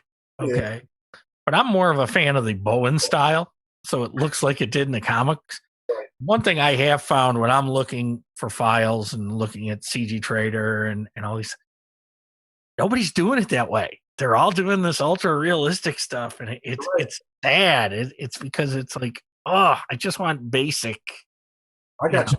Or there's times where I've asked some of my sculptor friends, I'm like, could I get you to sculpt me this, but do it in this artist's style? So if it's John Byrne, or if it's Dennis Cowan, or if it's Jim Lee, or any artist you can think of who had a distinct style and really made their mark on a certain book. Like I want a John Byrne style Fantastic Four. I want all of them to look exactly the way he drew them. You're right. There's really nobody doing that right now. So I recently had a sculptor do a Bishop from the X-Men, and I said, here's some reference. I want him to look exactly how Jim Lee drew him in the comic. That's what I want. Right. That's what he gave me. He gave me exactly that. And you're right. It is getting overcomplicated, and it is getting a little bit too much. It's like, let me just, I don't know. I want more kits like, remember when there was a company called The Shape of Things, I think, and they did a Johnny Quest series of kits that all came together? I painted a set of those for a collector once. And I was never really into Johnny Quest, but I'll be damned if those weren't some of the best and funnest kits I ever put together and painted. Like I really had fun building those. So I want there to be more stuff like that. So I'm thinking of doing like some Calvin and Hobbes type stuff, but maybe push the fantasy on it a little bit so you can tell it's Calvin and Hobbes, but it's you got to be real careful there because that guy chases. He chases. I think Disney's bad. He chases. So right. But I just always liked, like I said, I like the Bowen style. I look at the Bowen Doctor Doom, the first Doctor Doom where he's standing there. I always say that's like a perfect Doctor Doom. Right. And then you see all these other things, and the armor is hyper detailed, and it's nice. Don't get me wrong; it's beautiful, but it's too much. Right. Right. I did get the Thanos on the throne from Sideshow because I thought it was beautiful. Yes, but it's still not Thanos from the comics. It's so it's sometimes it's okay to have the difference, but Man, I wish there was more guys doing the 3D sculpts. Yeah, I think the thing about it is it's kind of like it's the silhouette. You know, there's if you couldn't see the details of the thing and all you could see was the silhouette. Mm-hmm. Striking? Is it iconic? Does it really hit that mark for you? Like, oh, that's Spider-Man. You can tell it's Spider-Man, even though you can't see the colors and the line art. You can just see the silhouette, and you can tell what pose he's probably in, and you're still kind of like, yeah, that's cool. I like that. A sculpture can be the same way. You know, it can. It's people forget about the subtleties of hand gestures, facial expressions, body language. It doesn't have to be Captain America running full speed, jumping over some shit, throwing the shield, the bullets ricocheting everywhere. It doesn't really have to be that. If you think of what all these characters stood for and what the message behind each one of them was, it should emulate that. It should exude that. It should be, for Cap, integrity, honor, pride, loyalty. Figure out a way to represent him that way, and most collectors are going to respond to that more than him kicking the shit out of the Red Skull. It's like, we don't need it. It's kind of unnecessary. I was always a fan of museum poses, probably over the action poses. Yeah, I like some of the action poses, but I like the museum style stuff that Bowen would do. And most people say they're boring. Like, oh, museum pose is kind of boring, and I'm like, no, not really. I mean, for something that's meant to go on a shelf and represent the character that I loved as a kid, museum pose is exactly what I want. I don't really want the. I think we all agree on something. I agree. All right, Ed, thanks for joining us. Any last parting thoughts? Thanks. This has been great. I think there's been a lot of really cool things shared in here.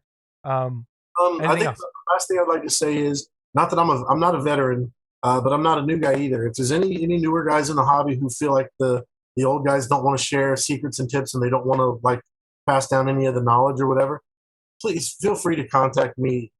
I'll answer any of your questions the best that I can, and I'm always willing to help. And I just want everybody else to have fun. I want to see the hobby continue in whatever form it turns into, because it is evolving. Oh, yeah. It's not dying. It's changing.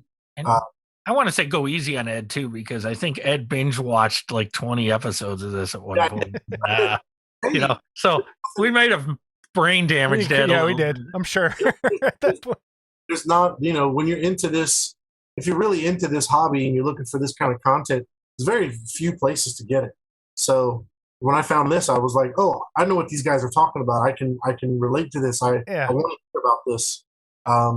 Yeah, man, it's been really cool. So thanks for joining us. We really do appreciate it, Ed. Ed Bradley, everybody. Have a great thanks, night. Ed. All right, that was Ed Bradley. Some really cool stuff going on with Ed. Future looks bright. Yep, he's living a dream. Decided he wanted to try to do something, and he's doing it. That is, I think that's, He's not working for the man. No, he's not. I have 9 more years, and I think I always said, I'm going to do that when I retire is paint and maybe do casting or printing or something. Yeah, I said a lot too. But they're not going to hire me back. That's for sure.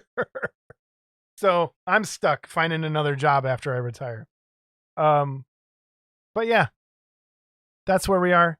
You'll be working in one of them wine painting fucking things where the girls I hate come those. in. Oh, I hate those. And they're like, oh, look, I made art. No, you didn't. Shut up. You made paint by number. Well, they give them enough wine that they think they made art. So that's okay. True. And then Jamie, I think, even has one on her wall. It's like, oh my God. Right. Anyway, I've now offended every wine drinking woman in the audience. Yeah. Who's going to be more upset? The women wine drinking artists at the paint in Bottega, whatever they're called, or the dog lovers I offended? Let's see. Emails and corrections. Let me do that again. You're not coughing. Emails and corrections.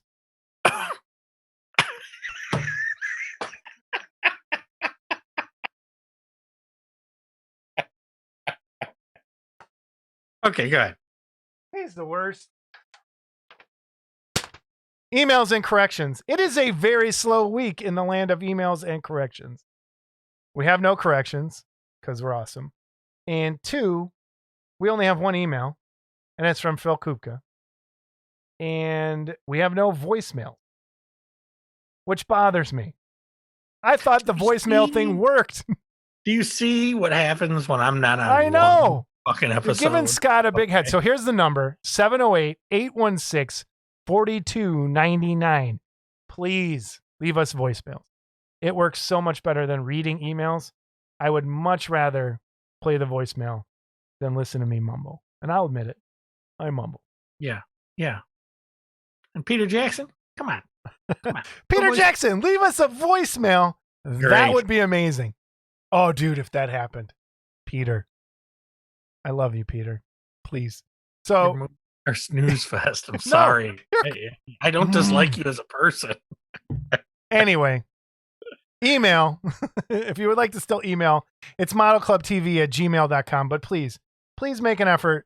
Leave us a voicemail. I will not answer the phone. It's just you straight to recording. So please email or voicemail. Is there a message on that?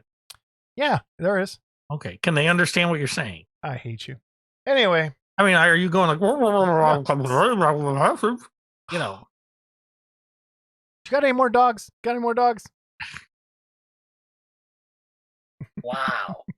Wow. Here he goes.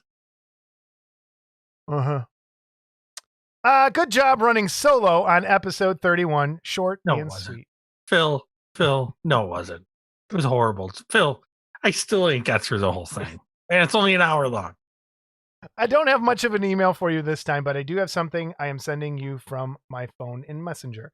I mentioned to Scott a while back about the fact that the Northwest Modelers Association has been patiently waiting for COVID to give us a break so that we can get together for another swamp meet, hopefully sometime in October. I asked Scott if you guys, Model Club TV, would like to have me do some kind of Zoom or FaceTime or whatever during your gathering, which will be at one of the guys' house that has one hell of a large collection of figure kits. Scott sounded really enthused about the idea, and when it came closer to the time, we'd figure out what we could do to make it happen. Well, it's getting closer. We haven't set a date because our host is just finishing putting a huge addition on his house, but we are hoping it will be some Saturday in October. I thought I would run this idea past the chief cook and the bottle washer, that's me, and see what you think. That would be great. That would be really cool. We could record it and throw it up here and do that. What are you doing? Nothing. In the meantime, I don't know if this works for you, and it does. So Phil sent a bunch of videos from Rod Hickey's collection, Phil's collection, and Terry Smith's collection. And what I think I'm going to do is make a separate video out of those and stick them up on our page. And then we could still do the swap meet connect when you guys are there. Watch, it'll be on a time when I'm out of town. It probably will be because the rest of October is pretty screwed. I don't know. We'll figure it out. I can record it. Yeah, you can record it. Let's see you do something. That'd be awesome. Yeah, put me on my own and see. Let's see what happens. All right, everybody. We have our giveaway. It is the Girl Kit Extravaganza, the Poison Ivy, the Mommy from Heng Hilger, and the Sandy from Greece from Mark Worthling and Pestilence Labs. Leave a comment down below. Tell me which one you want or all three. And you have to tell us your favorite girl kit of all time. Did we solve the world's problems today, Scott? Yes. Yeah, I think so. All right, everybody. Yeah, we can. Hey, and we were light on 3D printing this time. We were. So Sort of, kind of. Yeah. Well, I'll be light now for a while because the machine is down. All right, everybody. Have a great couple of weeks. Got the shakes. Oh, no. I got the DTs. I do. I feel like my printer's down there doing nothing. When I was down for those 20 days, I was like, oh, man, I feel like I should be doing something. And now I'm worried all my cleaner's going to, all the resin's going to settle. So I need to go down there and, pour that all out and distill it and get it clear again. And yeah. All right, everybody. Have a great couple of weeks. We'll see you next time for Halloween. It'll be their Halloween episode. Oh. Yeah. And my birthday. We have a giveaway for Halloween, or what are we doing? I don't know. Okay. I don't think so. You don't think so? Then we don't. All right. Take care, everybody. We'll see you. Bye.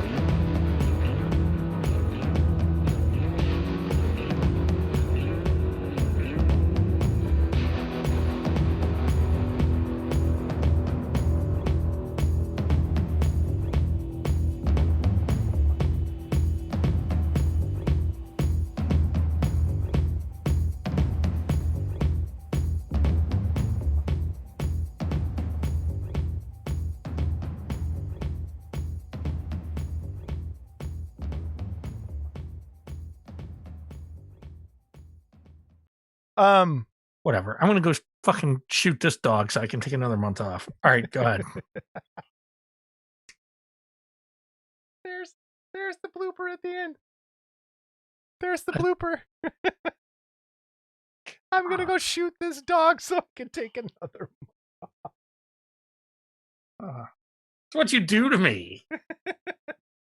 All right.